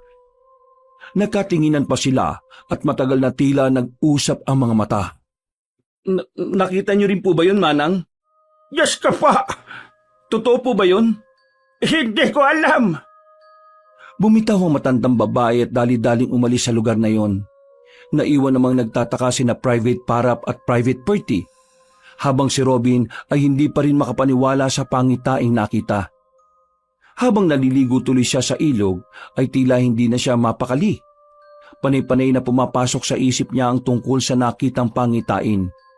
Hindi niya talaga lubos akalain na makakagawa ng ganong krimen si Mariel. Nagrema ito sa utak niya na parang silang plaka na paulit-ulit niyang nakikita. Maraming tanong ang namuo sa kanyang puso at mga tagpong unti-unti niyang napagtatagni-tagni. Totoo ba yung nakita ko? Kung totoo yun, ibig sabihin, pinatay niya ang sarili niyang lola? Isang krimen ang ginawa niyang yun. Paano niya magagawa yun sa sarili niyang lola? Naguguluhan ako. Ay nako! Kayo, mga buddy, nag-iisip-isip ako rito eh. Inawanan lang siya ni na private para at private party at pagkatapos ay nagkulitan na silang tatlo sa pagligo sa ilog. Pagsapit ng hapon, nang pabalik na sila sa kampo ay napadaan muna si Robin sa bahay ni naman ng Shaming. May gusto kasi siyang kumpirmahin sa matandang babae. Hindi kasi talaga siya mapakali gawa ng paulit-ulit na tumatakbo sa utak niya ang nakitang pangitain. Eksakto na naabutan niya ang matandang babae na nagpapausok at nagwawalis. Hindi na siya nagpaalam. Pumasok na kaagad siya sa bakuran at lumapit sa kinaroroonan nun. Ganyan ba ang katuruan sa inyong mga taga-syudad? Basta-basta lang kayo papasok sa bakuran ng may bakuran? Pasensya na po, Manang. Probinsyano rin po ako. Gusto ko lang pong malaman ng totoo. Paano pong nangyari yun na sa tuwing nagdidikit tayo, parang nagkakaroon ng isang pangitain? Hindi ko rin alam. Totoo po ba yung mga nakita ko kanina? Alam ko pong nakita nyo rin yun, Manang. Pakiusap po. Sabihin niyo po sa akin ang totoo. Anak po ako ng isang albularyo kaya kung ano man pong patungkol sa kababalagan ng sasabihin nyo, paniniwalaan ko. Totoo ba ang sinasabi mo? Opo, isa pong mabuting albularyo ang tatay ko. Tumutulong po siya sa mga kalugar namin. Kung totoo ang sinasabi mo, bakit ka nangangalaga ng isang sumpa? Sumpa? Yang kwintas na susuot mo, may malakas na sumpang nakapaloob dyan. Ramdam na ramdam ko kahit gaano kakalayo. At ngayong nasa malapit ka, mas lalong umaalingasaw ang sumpang hatid niyan. Hindi mo ba nararamdaman yon? Ito pong matampusa. Isa po itong agimat na pinagkaloob ng mga ninuno namin. Doon tayo sa loob ng bahay ko mag-usap. Tara! Nagmamadali na nga sila sa pagpasok sa loob at doon ipinagpatuloy ang seryosong usapan. Nagulat si Robin nang makita ang loob ng maliit na bahay na matandang babae. Puno yun ng mga halamang gamot na nakalagay sa garapon. At meron ding iba na tuyong dahon na nakakalat lang at nakasampay sa kung saan-saan. Galing ako sa lahi ng mga babaylan. Pero aaminin kong hindi ako ganon kahusay dahil hindi ko naman talaga minana ang galing ng mga ninunot magulang ko. Nagsimula lang ako mag-ipon ng mga halamang gamot nung nakaraang taon. At ngayon, pinipilit kong tuklasin ang lunas sa lumalalang sakit dito sa baryo. Kaya po pala. Kung itatanong mo ulit kung paano nangyari ang tungkol sa pangitain, hindi ko rin alam ang sagot, iho. Ngayon lang din nangyari sa akin ito sa tuwing magdidikit tayo at may pangitaing lumalabas. Kaya nga po, may tanong po ako. Paano nyo nasabing sumpa ang tungkol dito sa agimat? Noong unang beses tayong nagkita, bigla akong nagkaroon ng pangitain tungkol sa sinasabi mong agimat. Delikado ang kwintas na yan dahil marami nang ang kinuhang buhay ng mga inosente. Hindi ba't sinabi mo na matagal na panahon na yang nasa pangangalaga ng angkan ninyo? Opo, ang sabi ng tatay ko, bago niya ibigay sa akin nung pumasok ako sa pagsusundalo, matagal na panahon daw na hindi ginamit ang mga ninuno namin itong agimat. Hindi niya rin daw alam kung bakit. Pero pinagamit niya pa rin sa'yo. Hangal na albularyo.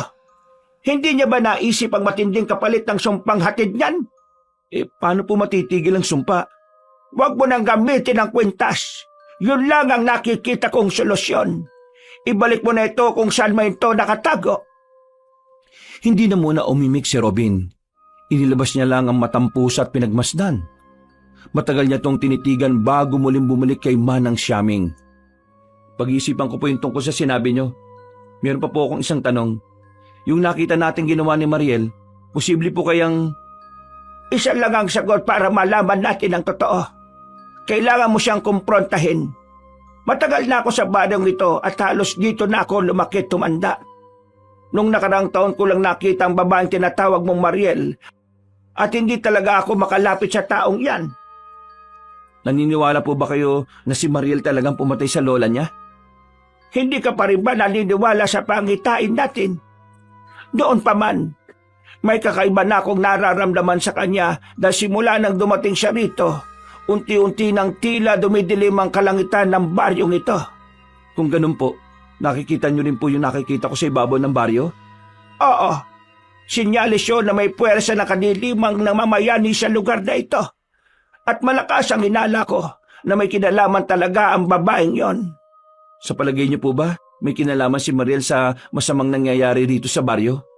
Kahit po yung paglaganap ng sakit? Tama. Pero hindi natin malalaman yan kung pareho lang tayong nakatunganga rito. Kung meron kang naiisip na hakbang, sabihin mo lang sa akin at baka meron akong maitulong. Pero binabalaan na kita dahil kailangan nating kumilos ng hindi nalalaman ng nakararami. Hindi ordinaryo ang nangyayari rito sa baryo. Kaya mahihirapang paniwalaan ng iba ang tungkol dito. Mas mabuti kung tayo lang munang makakalam ng mga hakbang na gagawin natin. Naintindihan ko po. Salamat sa mga sinabi niyo, Manang. Napakalaking tulong po nito sa akin at sa kapakanan ng baryo. Simula ngayon ay mas lalo ka nang mag-ingat. Opo, kayo rin po. Pagbalik ni Robin sa himpilan ay abala na ang mga kapwa niya sundalo. Bukod kasi sa pagsalakay na naman ng mga rebelde ay mas tumaas din ang bilang ng mga sundalong tinamaan ng sakit. Ang mas nakakalungkot pa nga ay dahil merong namatay na isa na malapit sa kanya na si Private Hood. Nanlulumo man ay wala na silang magawa para makapagluksa. Bakit pati si Buddy Hood? Napakabait ng taong yun at napakalakas. Paanong sa isang klase ng sakit lang mamamatay siya ng ganun? Hindi naman siya namatay dahil sa sakit. Ha? Anong ibig mo sabihin? Namatay siya kapalit ng ikatlumong buhay. Umalingaw-ngawang malademonyong halakhak na matampusa na biglang naglaho sa kadiliman. Dahil doon ay tila napabalikwas ng bangon si Robin. Sa kanya rin napagtanto na nasa barracks nga pala siya kasamang iba pang kapwa sundalo. Dahil sa pangyayari ay nag-abiso ang nasa itaas na pansamantala silang lumikas para hindi maapektuhan ng lumalalang sitwasyon sa baryo. Nagtataka lang din ang karamihan dahil parang walang aksyon mula sa kinauukulan patungkol dito. Hanggang sa makakumpirma na nga ni Robin ang totoo. Nakausap niya kasi si Sergeant at Arms at sikretong sinabi sa kanya na hindi pala ipinararating sa labas ng baryo ang tungkol sa nagaganap dito sa loob. Pero, Sir at Arms, paano po mga mamamayan kung aalis tayo dito? Mamamatay na lang po ba sila sa sakit na hindi man lang nalulunasan? Naiintindihan ko naman ang sentimiento mo, Private Robin. Pero sumusunod lang tayo sa protocol. Kung ganun po iiwan natin ang mga kapwa natin sundalo na naapektuhan ng sakit? Akala ko po ba walang iwanan? Hindi po ba itong isa sa moto ng mga sundalo? Pero bakit ngayon po labag yun sa sinumpaan nating tungkulin ang gagawin natin? We need to follow the orders. And that's final, Private Robin. Mamayang gabi na ang huling duty nyo. Nina Private Parap at Private Perty. Maliwanag! Kapag di kayo bumalik dito sa tamang oras, maiiwan kayo. Sir, yes sir! Pagka-dismiss ay umalis kagad ang Ginoo habang si Robin naman ay napasuntok sa pader dahil sa inis. Inaalala niya rin kasi ang mga taong natitira sa baryo. Kung aalis sila at wala nang maiiwan ng medical team, siguradong kawawa lalo na ang mga bata. Paano na sila manang si Aming, si Mariel, at ang iba pang mga nasa baryo? Diyos ko po, tulungan mo kami rito. Diyos ko! Mabilis na lumipas ang oras. Habang nakatalaga sa barangay hall ay nakarinig ng malakas na sigaw si Robin mula sa labas. Agad siyang tumakbo na sinundan ni na Private Parap at Private Perty. At mula sa hindi kalayuan ay nakita nilang may isang bata na walang malay sa gilid ng kalsada. Nanlilisik ang mga sugat sa leeg nito na parang may matatalas ng ngipin na lumapa. Aswang ang gumawa nito at sigurado ako ron. Nakita ko na siya noong nakaraang gabi pa Ilang gabi ko na siyang sinusundan-sundan. Hindi pa man natatapos ay nakita na nga nila ang sinasabing aswang. Sumulpot kasi yun at tumalon mula sa punong nasa kanan nila. Gulat na gulat sina Private Parap at Private Perty sa nakita. Ito kasi ang unang pagkakataon nilang makakita ng nakakatakot na nilalang. Malapaniki ang itsura, nakausli ang matutulis na tenga, matalim ang namumulang mga mata at nakausli ang matatalim na mga ngipin. Lubog ang ilong at ang dila ay mahabang napakanipis. Nangingintab ang katawan nito sa pagkaitim na parang nilangisan at ang pakpak ay parang isang napakalaking ibon. Dala na matinding pagkagulat ay walang ano-ano'y nakakalabit ni Private para panggatilyo ng kanyang baril. Umalingaw-ngaw yon sa kadiliman ng gabi na umabot hanggang sa kampo. Marami ang naalarma pero ang aswang ay galit na silang inangilan bago tumalon palayo. Sinundan naman yon ni Robin at Parap. Samantalang si Perty ay naiwan dahil dinala niya ang batang sugatan sa barangay hall. Ilang saglit pa ay namalaya na lang ng 2 sundalo na dinala sila ng aswang sa kakahuyan na nasa pusuhan. Natagpuan nila roon si Mariel na nakatingala sa buwan na ngayon ay bilog na bilog. Mariel, Bilog na bilog ang buwan, ano? umuwi ka na sa bahay nyo. May nakita kaming aswang. Natigilan na si Robin matapos mapagtanto na puno ng mantsa ng dugo ang damit ni Mariel. At nanlaki mga mata niya nang maalala ang napag-usapan nila ni Manang Siaming nung nakaraang hapon. Kung ganun totoo nga. Isa kang aswang. Napangiting lumingon ng dalaga at sa unang pagkakataon ay hindi na nito itinago ang totoong anyo. Isang mabangis na aswang na nagkukubli sa mukha ng isang magandang babae. Kagad inihanda ni na Robin at Parap ang kanilang mga baril at itinutok sa dalagang ngumiti lang sa kanila. Ngunit hindi yun ang ngiting nagpakilig sa kanya dati. Isa yung nakakatakot ng ngisi. Hindi lang ako isang aswang. Ako rin ang dahilan ng pagkakasakit sa balyong ito. Bakit mo yung ginagawa? Bakit mo sila binibigyan ng mga sakit? Hindi ko naman sila gusto bigyan ng sakit, Robin Gusto ko sila maging katulad ko. Niyayanggaw ko sila. Pero pinipigilan ako ni Lola Zoraida at siya ang pumapatay sa mga taong niyayanggaw ko dahil ayaw niyang lumaganap ang lahi namin. Ngayong wala na siya, magagawa ko ng gusto ko. Magiging baryo na ito ng aswang. Kaya sana, wag mo na akong kalabanin. Sumama ka na lang sa akin. Ikaw ang magiging katuwang ko at magsasama na tayo habang buhay. Pasensya na pero hindi kita papayagan sa gusto mong gawin. Kung ganon, kakalabanin mo rin pala ako. Sige, kung yan ang gusto mo, papatay na lang kita at yayang gawin katulad ng iba. Isang matinding sagupaan ang sumiklab. Mabilis ang galaw ni Mariel na tila anino na lumilipad sa hangin. Lumundag siya kay Robin na agad namang nakaiwas at nagpaputok ng baril. Ngunit tila hindi tinatablan ng bala ang katawan ng dalaga. Si Private Parap naman ang sumunod na sumugod. Nagpaputok din siya ng baril at nang tumama sa tagiliran ng dalagang aswang ay umangil yun sa galit. Patay ko kayong dalawa! Mabilis na bumulusok ang aswang pero hindi na to nakaporma nang dumating si Private Party. Nagpaulan din siya ng bala at sapul na sapul ang dalagang aswang. Nagpatuloy ang kanilang labanan. 3 sundalo laban sa isang aswang. Dumadagundong ang bawat putok. Pumapaimbulog ang bawat talon ni Mariel. At sa huli, gamit ang matalim na kutsilyo at gabay ng agimat, natuluyan ni Robin na saksakin sa dibdib ang dalaga. Napahiyaw si Mariel ng malakas bago tuluyang nagliyab ang kanyang katawan. Nawala lang siya kaya hindi nila alam kung natupok ba ng apoy ang dalaga o nakaligtas. Hingal na hingal si Robin habang nakatayo siya sa gitna ng dilim. Hawak ang kutsilyo at ang agimat na kumikisla pa. Sina Private Parap at Perty naman ay nasa likuran lang niya habang umaantabay. Tapos na ba?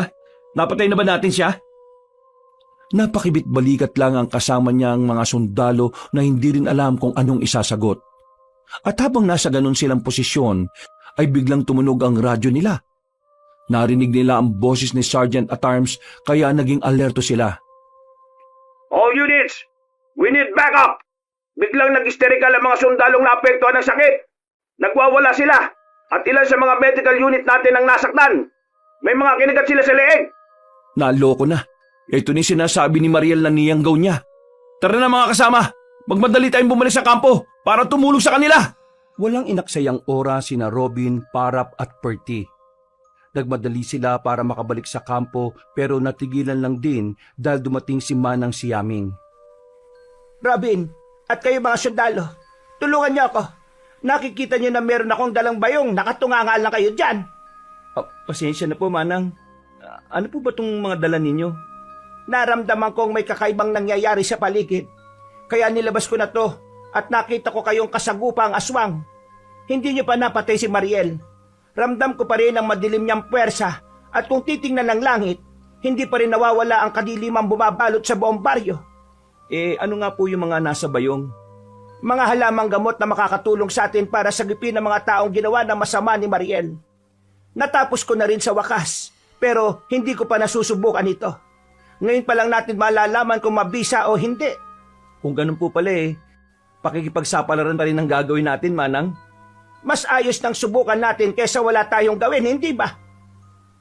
Nagkatinginan lang ang tatlong sundalo at pagharap nila uli sa matandang babae, ay saka sila napatango. O ano na? Tutunga nga lang talaga kayo dyan at hindi niyo ako tutulungan? Pasensya na po. Binitbit na nga lang ng tatlong binata ang laman ng bayong. Ang ilan sa mga laman nito ay pinagamit at pinatago na sa kanila para gawing sandata. Sinabi niya rin ang mga paggagamitan ng mga yun. Wala na nga silang inaksayang oras. Gamit ang military tricycle nila ay tinahak na nila ang daan papunta sa kampo. Pero hindi naging madali ang lahat dahil nang mapadaan sila sa ilang kabahayan ay may sumalubong sa kanila na tatlong kalalakihan. Binubusinahan na sila ni Private Parap na siyang nagmamaneho ng tricycle. Pero tila bingi ang mga yon na mas lalo pang humarang. Ang problema ng mga yan? Posibleng ilan lang sila sa mga nayanggaw ni Mariel. Nagkalat na rito sa bayan ang nabigyan niya ng sakit kaya hindi malayong isa ang tatlong yan. Ano pong gagawin natin? Hindi natin sila pwedeng sagasan dahil siguradong masasaktan sila. Gamitin niyo ang mga binigay ko sa inyo. Yung nasa pinakamaliit na garapon ay buksan niyo. Dinurog yan na dahon ng talampunay. Ang talampunay ay mabisang panlaban sa aswang. Kaya kapag sinabo yan sa mga yan, ay tsak na manghihina sila. Hindi po ba sila mamamatay? Kung kapalaran nilang mamatay, hindi na natin yon hawak, Robin. Gawin mo na ang sa tingin mong tama. Natigilan na sila dahil tumalon na ang isa sa tatlong nakaharang. Dali-dali namang iniliko ni Private Parap ang sasakyan nila pero naggulat silang lahat dahil may pang-apat pang nayanggaw na sumulpot mula sa maliit na eskinita. Dahil dito ay kamuntikan na silang masemplang. Mabuti na lang talaga ay mahusay si Private Parap pagdating sa pagmamaneho. Naipreno niya kaagad ang military tricycle at si Private Porty naman ang gumawa ng sunod na hakbang. Binuksan niya kaagad ang laman ng nasabing garapon. Kumuha siya ng dinurog na talampunay at tinagi sa muka ng bagong sulpot na nayanggaw.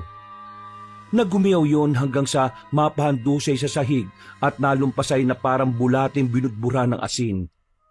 Nagulat sila sa nasaksihan pero kinabahan din ng husto si Robin dahil baka mamatay ang kaawa-awang lalaki.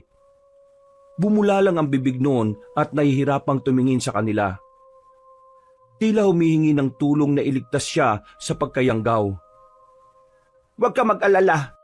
Gagawin ko ang makakaya ko para maibalik kayo mga taga-paryo na niyanggaw na walang hiyang babaeng yon. Papalapit na yung tatlo. Maganda na kayo! Hindi na hinintay pa ni Private Porty na makalapit ang tatlong nayanggaw. Siya na mismo ang bumaba sa sasakyan at nilapitan ng mga yon. At walang pag-aalinlangang sinabuyan ng dinurog na talampunay. At katulad ng nangyari sa nauna, ay nangisay din ng mga yon habang nakahandusay sa sahig. Pagkatapos ay minaniobra na ni Private Parap ang sasakyan. Babalikan ko kayo! Pangako! Maraming salamat po, Manang. Salamat po sa pagtulong niyo sa amin at sa mga taga-baryo. Huwag ka muna magpasalamat dahil hindi pa tapos ang laban. Kung tutuusin ay nagsisimula pa lang ito. Kaya magpakatatag din kayong tatlo. Mahaba-haba pa ang gabi at ang labanan. Humarurot na nga si Private Parap hanggang sa makarating sila sa kampo. Malalim na ang gabi nang muling nakabalik si Robin, Parap, Porty at Manang Siaming sa loob ng kampo. Medyo pagod na ang katawan ng tatlong sundalo matapos ang mahaba at delikadong lakad mula sa bundok.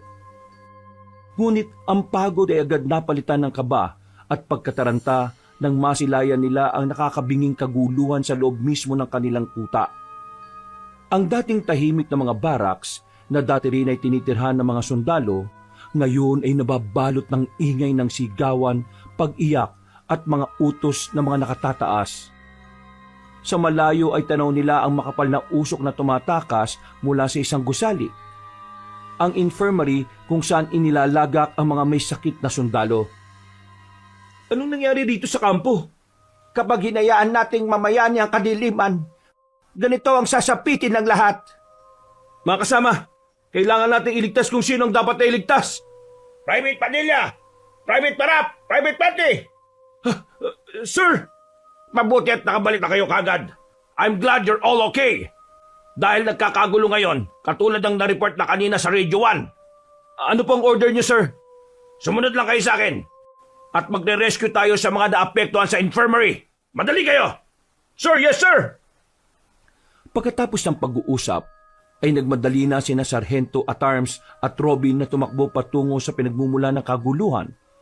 Ang kanilang malalakas na tinig ay halos nalunod sa ingay ng apoy at sigaw ng mga tao.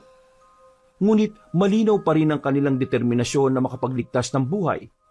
Kasunod nila sina Private Parap at Perty na parehong may hawak na rin ng mga baril at iba pang panlaban sa Nayanggaw. Habang si Manang Siaming ay mahigpit na nakayakap naman sa kanyang lumang bayong na siyang gagamitin sa paglulunas ng mga apektado ng sumpa ni Mariel. Teka, bakit may kasama kay matanda? Sino nagpasundo sa sibilyang yan? Sir, makakatulong po sa atin si Manang Siaming. Makakatulong? Baka lalo lang yan makasagabal sa atin doon. Baka ikaw pa ang makasagabal. Mamang sundalo na walang alam sa mundo. Kung hindi ka komportable na kasama ko, ikaw wag sumama. Hoy, Lola, hindi porke matanda ka hindi kita papatulan. Pasalamat ka talaga at may sitwasyon ngayon dito. Private Padilla, Parap, and Perty, saan nyo ba nadampot ang isang yan, ha? Bawin nyo na nga yan. Ikaw ang umuwi sa saya ng nanay mo. Sutil kang sundalo ka. Huwag na po kayo magtalo dahil hindi po ngayon ang oras para dyan. Sir, magtiwala po kayo sa akin. Malaking tulong po sa atin ngayon si Manang Siaming. At kung makasagabal man siya sa atin, ako mismo ang magpapalis sa kanya. Pero hindi po siya magiging sagabal. Ako na po nagsasabi sa inyo. Sumang-ayon din sina Private Parap at Perty kaya napaismid na lang ang sarhento at nagtuloy-tuloy na sila.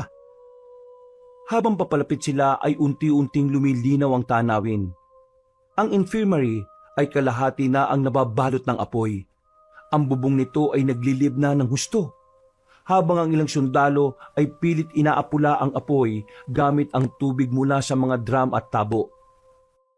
Ngunit higit pa sa apoy ang nakakapangilabot na eksena dahil ang mga sundalong dating nakaratay sa sakit, ngayon ay tumayo at gumagala-gala sa paligid na parang wala na sa sariling katinuan o pagkatao. Ang kanilang mga balat ay nangingitim.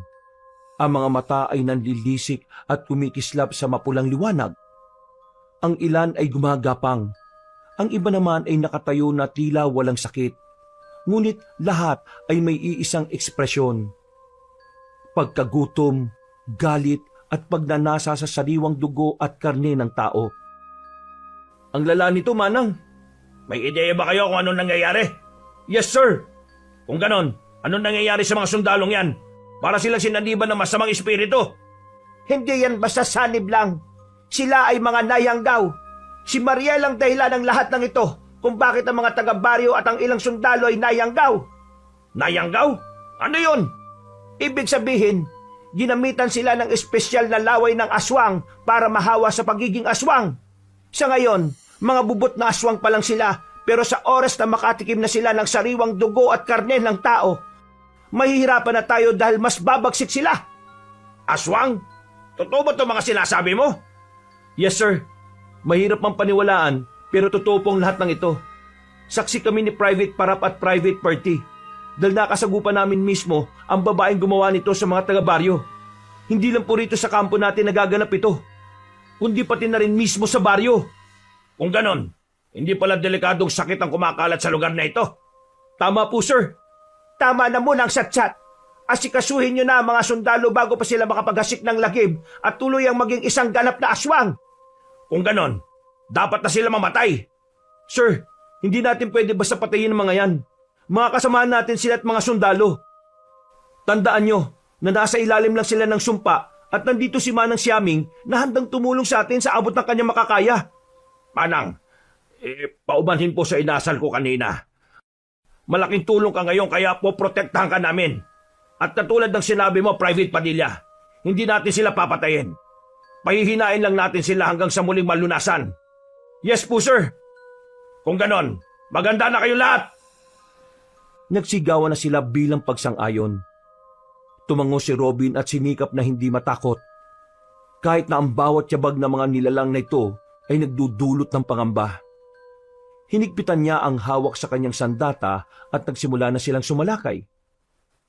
Sumagot naman si Manang Siaming ng mababa ngunit malinaw na tinig habang tumatakbo sa kanilang likuran para magpaalala. Mga sundalo, hindi sila lubusang nawala sa kanilang katinuan.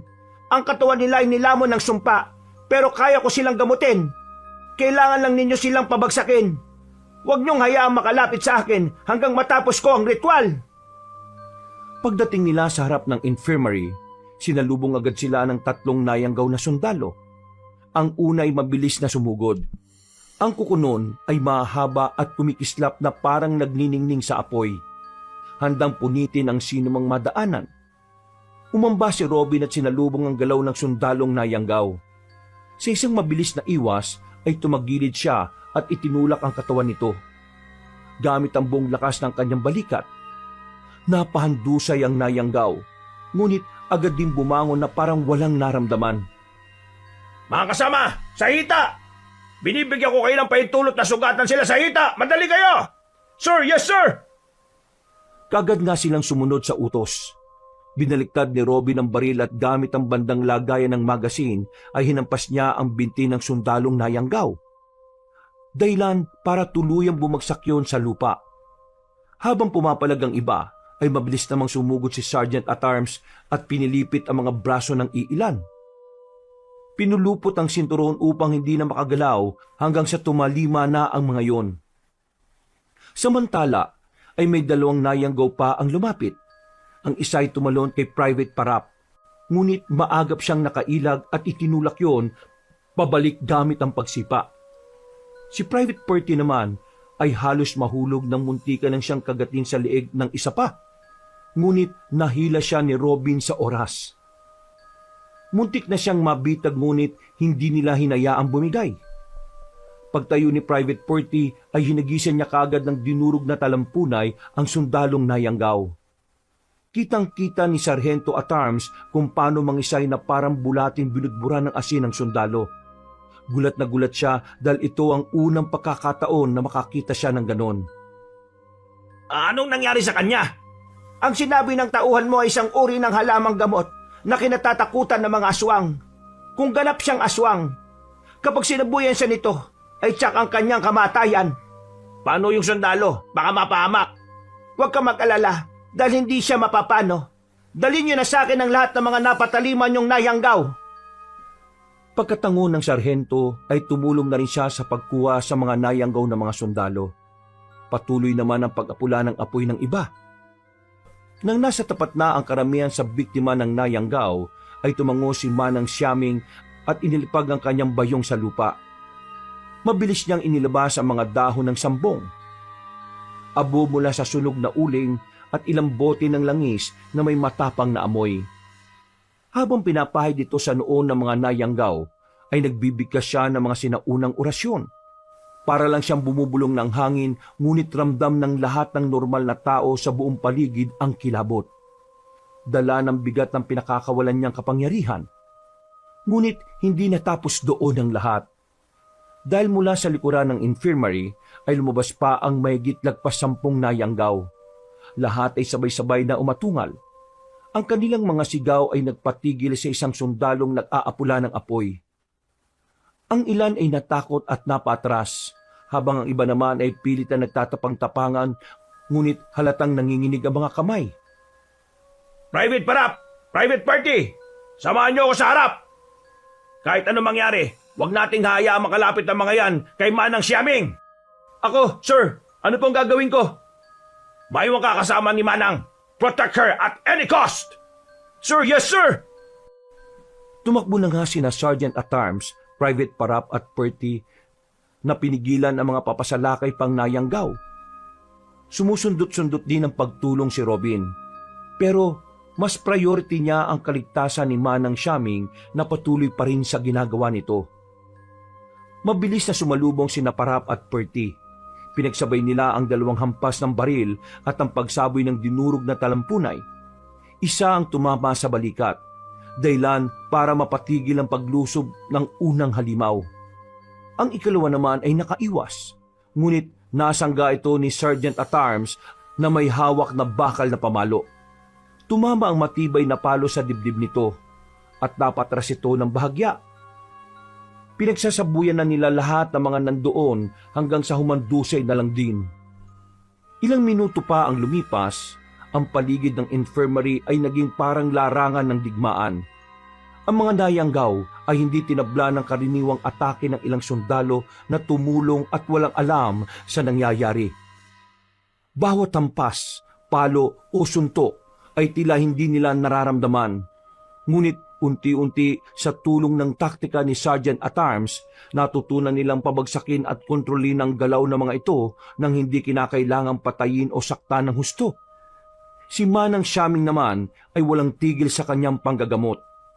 Isa-isang bumabalik ang kulay ng balat ng mga sundalo, matapos siyang pahiran at bigkasin ang kanyang mga dasal. Ngunit ramdam na ramdam ni Robin na tila napapagod din ang matandang babae. Kaya tinapik niya ito sa balikat habang nakaantabay. Manang, ayos lang po ba kayo? Nakikita ko po na napapagod na kayo eh.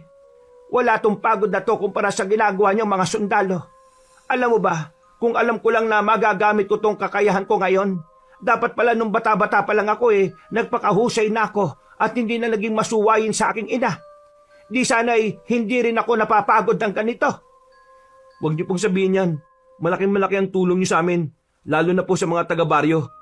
Marami pa rin po kayong natutunan sa inyong mga magulang. Paano mo naman nasabi yon? Ngayon lang tayo nagkita, Robin. Kaya huwag mo nang pag-anin ang loob ko. Paano ko po nasabi yon? Dahil nakikita ko sa ginagawa niyo ngayon. Kung di po kayo naturuan at di kayo nagsasanay, malamang po, wala kayo rito ngayon. Hahayaan nyo lang kami na mahirapan o baka mahawa sa pagkayanggaw. Naniniwala po ako sa kakayahan nyo, Manang. Salamat naman kung ganon, Robin. Hindi po. Ako po ang dapat na magpasalamat sa inyo. Natigilan na sila sa pag-uusap dahil isang nayanggaw ang biglang sumulpot sa kung saan at sumalakay. Mabuti at napabagsak kagad yun ni Robin. Matapos ang halos 1 oras na walang humpay na labanan, unti-unting napawi ang kaguluhan. Ang mga nayanggaw na sundalo ay bumagsak sa lupa at dinala lahat kay Manang Siaming. Nang matapos ng matandang babaeng babaylan ng kanyang huling ritual, ganun na nga lang ang gulat ni na Sergeant at Arms, Robin, Parap at Perty sa nasaksihan. Nagbalik nga sa normal ang naapektuhan ng pagkayanggaw at pagdilat ng mga mata ay wala na silang maalala sa mga nangyari. Tila sa isang iglap ay bumalik ang katahimikan sa buong kampo. Ang usok mula sa nasunog na bahagi ng infirmary ay unti-unting napalitan ng lamig ng gabi at amoy ng abo. Huminga ng malalim si Sergeant at Arms habang nakatanaw sa malayo. Natapos din. Pero wag kayo makampante. Katulad ng sinabi ko kay Robin, hindi pa patay si Mariel. Nararamdaman ko na may plano pa siyang magbalik para sa mas balak. Hindi pa nawawala ang kadiliman sa ibabaw ng baryo. Kaya sigurado akong hindi pa tapos ito. Ano pong ibig niyo sabihin? Sino po ba yung Mariel na yan? Sir, tama po si Manang Siaming. Hindi pa tapos ang laban na ito. Kaya po sana, wag muna tayong umalis sa lugar na ito. Katulad ng mungkahi sa atin. Kailangan po tayo ng mga taga-baryo. Kung ganun kakausapin ko ang superior para mapakiusapan. Sa ngayon, magpunta na muna kayo sa baryo para matulungan ng mga nayanggaw doon. Kami na ang bahala rito. Sir, yes sir! Nang tuluyan ng maayos ang gulo sa kampo, ay tumulong na nga si Robin, Parap at Perty sa pagpapagaling ng mga nayanggaw sa baryo. At halos magdamag silang sumama sa operasyon, katulong sina Kapitan Dennis Adilap at ang iba pang opisyal.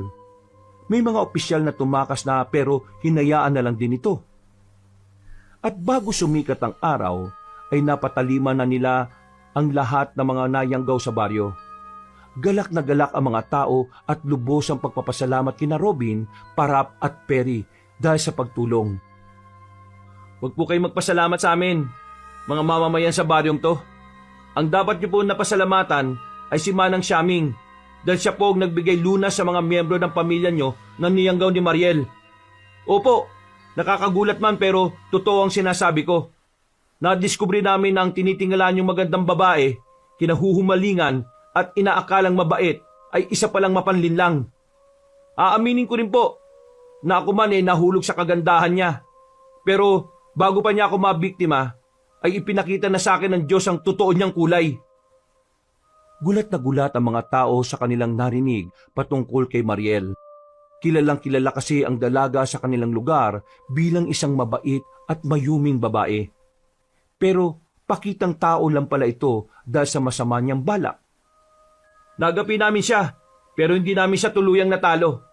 Kaya kung maaari sana, hihingi kami ng tulong at kooperasyon mula sa inyo. Siguradong babalik ang aswang na iyon at magdadala siya ng mas matinding kasamaan sa baryong ito. Dito na ako tumanda sa lugar na ito kaya hindi ako papayag na wasakin niya lang ng basta-basta ang ating baryo. Maganda tayo at makakaasa kayo na ako ang makakatulong ninyo, mga minamahal kong taga-baryo. Dahil doon ay naghiyawan ng mga taong punong-puno ng determinasyon na ipagtanggol ang kanilang baryo laban sa masamang nilalang. At mabilis ang pagdaan ng araw. Mainit ang sikat ng araw na muling bumalik ang katahimikan sa baryo. 1 linggo na ang lumipas mula nang huling nagkagulo dahil sa sakit na inakala ng lahat ay nakakahawa. Pero sa tulong ng mga sundalo at ni Manang Siaming, bumalik ang normal na daloy ng buhay. Ang mga bata ay muling nakakapaglaro na sa gitna ng kalsada. Ang mga matatanda naman ay bumabalik na rin sa kanilang mga bukirin. At ang mga mangingisda naman ay nagsisimula ng bumiyahe sa ilog. Ngunit sa kabila ng katahimikan ay naroroon pa rin ang mga sundalo. Ang ilan ay pinauwi na ng kanilang commander, ngunit nanatili roon ang grupo nila Sergeant at Arms kasama sina Private Padilla, Private Parap at Private Perty. May ilang dagdag na sundalo ring naiwan. Alam nilang hindi pa tapos ang laban. Sapagkat bukod sa banta ng aswang na si Mariel, ay may isa pang panganib na mas mabangis at organisado na naghihintay lang ulit ng tamang tiyempo. Ito ay walang iba kundi ang mga rebelde. Pasado 3:00 ng hapon ay muling nakatipon ng mga sundalo para pag-usapan ng isang bagay. Pinangunahan ito ni Sargento at Arms. Hindi tayo pwede magpakampante. Ayon sa mga nakarating na ulat, nag-aanda na raw ang grupo ng tinatawag nilang Pinunong Ambo. Hindi ko siya nakaharap noon, pero kilala ko siya sa pangalan. Kilala siya sa ibang layon bilang isang walang awang tao. At hindi titigil hanggat hindi niya nakukuha ang gusto niya. Tahimik lang na nakikinig si Robin. Nakasalampak siya sa isang sulok habang hawak ang nakakwinta sa kanyang matang pusa. Ramdam niyang muli na namang lalapit ang panganib. Ngunit hindi siya natatakot. Ang mas pinoproblema niya ay ang payo ni Mang Siaming na huwag nang gamitin ang agimat. Dahil tuloy dito, ay tila naglaro na naman ang kanyang isip. Hindi na niya halos naiintindihan ang mga sinasabi ng sarhento. Paano kung ito lang talaga ang paraan para makaligtas kami? Anong paano? Ang matampusa lang talaga ang tanging paraan para makaligtas ka. Ang ibig kong sabihin, kayo. Kaya wag na wag mo nang pakikinggan ang sinasabi ng matandang yon. Hindi porke babaylan siya, tama na ang kanyang sinasabi. Sino sila para utusan ng isang Robin? Tumigil ka na! May tanong pa ba kayo mga kasama? Kung wala na pwede na muna kayo magpahinga. Ang mga nakapost, magpunta na kayo kung saan kayo nakadistino. Walang patulog-tulog sa oras ng trabaho, ha? Pag-alis ng mga sundalo ay naiwan sina Robin, Parap at Perty. Dahil lalatang meron pa silang mga tanong na hindi na po pwedeng marinig ng iba. Tila may kinalaman din ito sa nangyari nung nakaraan. Ang patungkol kasi kay Mariel at sa pangyayanggaw niya ay pinanatili nilang sikreto. Bale, pinalabas na lang na ang nangyari sa kampo noong nakaraan ay parte ng pagsalakay ng mga rebelde.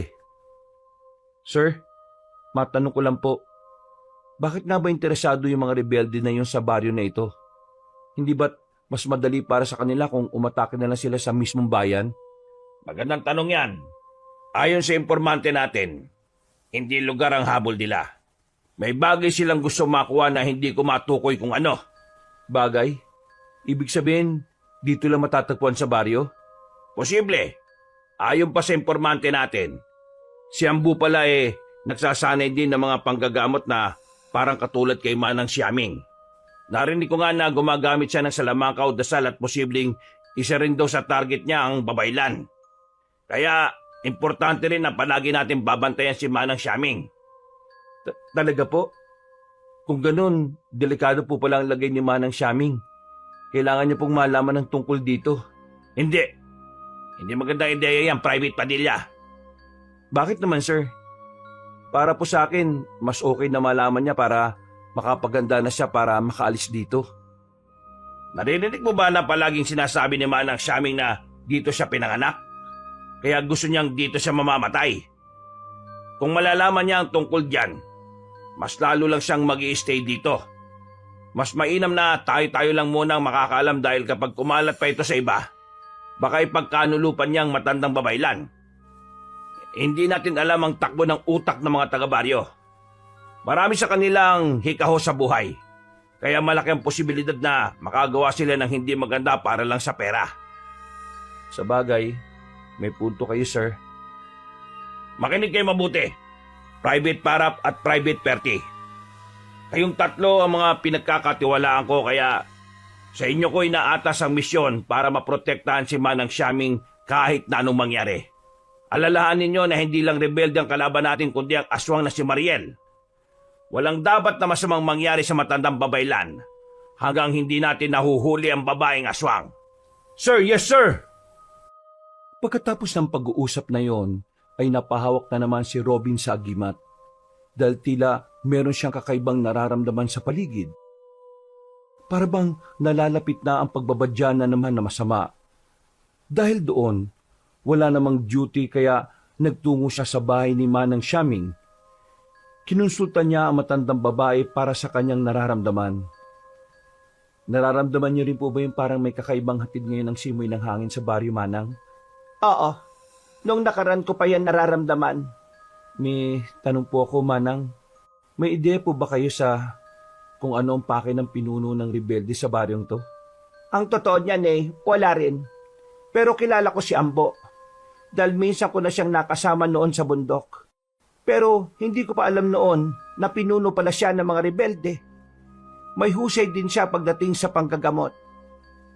Ang alam ko nga isa siyang albularyo na mahilig sa mga anting-anting at agimat. Marami siyang alam dito na ginagamit niya para sa kasamaan. Ganun po ba? May chance po kaya na malaman natin ang pakay niya? Naalala niyo po ba yung nangyayari sa tuwing nagdidikit tayo ng mga kamay? Baka po sakaling pwede nating gawin yun at makakita tayo ng panibagong pangitain katulad noon. Gusto mo bang subukan? Opo sana Pero hindi ko po alam kung paano mangyayari yun. Halika rito. Paglapit ng binatang sundalo ay tila bumulong ng kung anong orasyon si Manang Xiaming. Pagkalaon ay hinawakan kagad siya noon sa kamay, pagkatapos ay biglangang namuti ang mga mata na matandang babaeng babaylan. Doon na unti-unting pumasok sa kaisipan nila ang mga bagong pangitain. At nagulat si Robin dahil nakita niya ang sarili na hawak-hawak sa leeg si Pinunong Ambo. Duguan siya at talatang bugbog sarado. Maya-maya pa ay bumunot na ng baril ang pinuno ng rebelde. Pagkatapos ay hinigit noon ang nakakwintas sa kanyang agimat at saka siya walang pag-aalinlangang binaril sa noo. Napadilat si Robin at napatras habang humihingal sa sobrang pagkabigla. Nang mapatingin siya kay Manang Xiaming ay tila gulat na gulat din ang matandang babae. Hindi ang baryo ang pakay ni Ambo, kundi ikaw na may hawak ng agimat na matampusa. Ang iniisipan naman po namin kayo ang pakay ng taong yun. Paano niya nalaman ng tungkol sa agimat? Sinabi ko naman sa iyo na inaral ng taong yun ang tungkol sa iba't ibang klase ng agimat at anting-anting. Albularyo rin siya na may kakayahang mag-orasyon kaya posible ang mga elemento sa paligid ang nagsabi sa kanya ng tungkol sa hawak mong agimat. Ano pong gagawin ko? Ba't di mo nalang ibigay ang agimat sa kanya? Hindi ko po yung pwedeng gawin. Bakit naman hindi po pwede? Nakita mo naman siguro yung mangyayari sa iyo kapag hindi mo kagad isinuko sa kanya ang agimat na matampusa. Babariling kanya sa noo at mamamatay ka. Tama na. Natigilan na matandang ginang dahil sa inasal na yon ni Robin. Kahit mismo ang binatang sundalo ay nagulat din sa kanyang inasal. Kaya napayukod siya dahil sa kahihiyan. Pasensya na po, hindi ko po sinasadyang masigawan kayo. Matagal ko nang sinabi sa iyo na tigilan mo na ang paggamit sa agimat. Hindi biyaya ang agimat na yan sa iyong angkan, kundi isa yang sumpa. Marahil ito ang dahilan kung bakit hindi na to ginamit pa ng mga ninuno mo. Huwag ka magpapalaman sa kapangyarihan niyan dahil siguradong natutuwa mismo ang sumpa. Pag-isipan mong mabuti ang mga sinabi ko habang hindi pa huli ang lahat. Habang hindi pa dumarating ang nasa pangitain natin. Salamat po sa oras niyo, Manang. Babalik na po ako sa kampo. Nagdire-diretso na lang ang binatang sundalo kaya napabuntong hininga na lang ang matandang babaeng babaylan. Pagdating ni Robin sa barracks ay hindi na tuloy maalis sa isip niya ang tungkol sa pangitain. Hindi niya kasi inakala na makikita niya mismo ang sariling kamatayan. Siguro, tama nga si Manang Xiaming. Dapat isuko ko na lang ang paggamit ng agimat na to. Huwag kang tanga, Robin. Isipin mong mabuti. Kaya ipinakita sa iyo ang pangitain para maiwasan mo ito. Hindi mo kailangang maniwala sa mga sinasabi ng walang kwentang babaylan na yon. Hindi mo kailangang isuko ang agimat sa taong hindi naman marunong gumamit ng kapangyarihan nito. Ang agimat na matampusa ay nakalanlang sa inyong pamilya. Tanging kayo lang ang nakakagamit nito. Wala itong bisa sa ibang hindi nyo kadugo. Kaya sayang lang kung mapupunta sa kanya ang kapangyarihan ko. Mamamatay pa rin ang marami sa mga taga-baryo.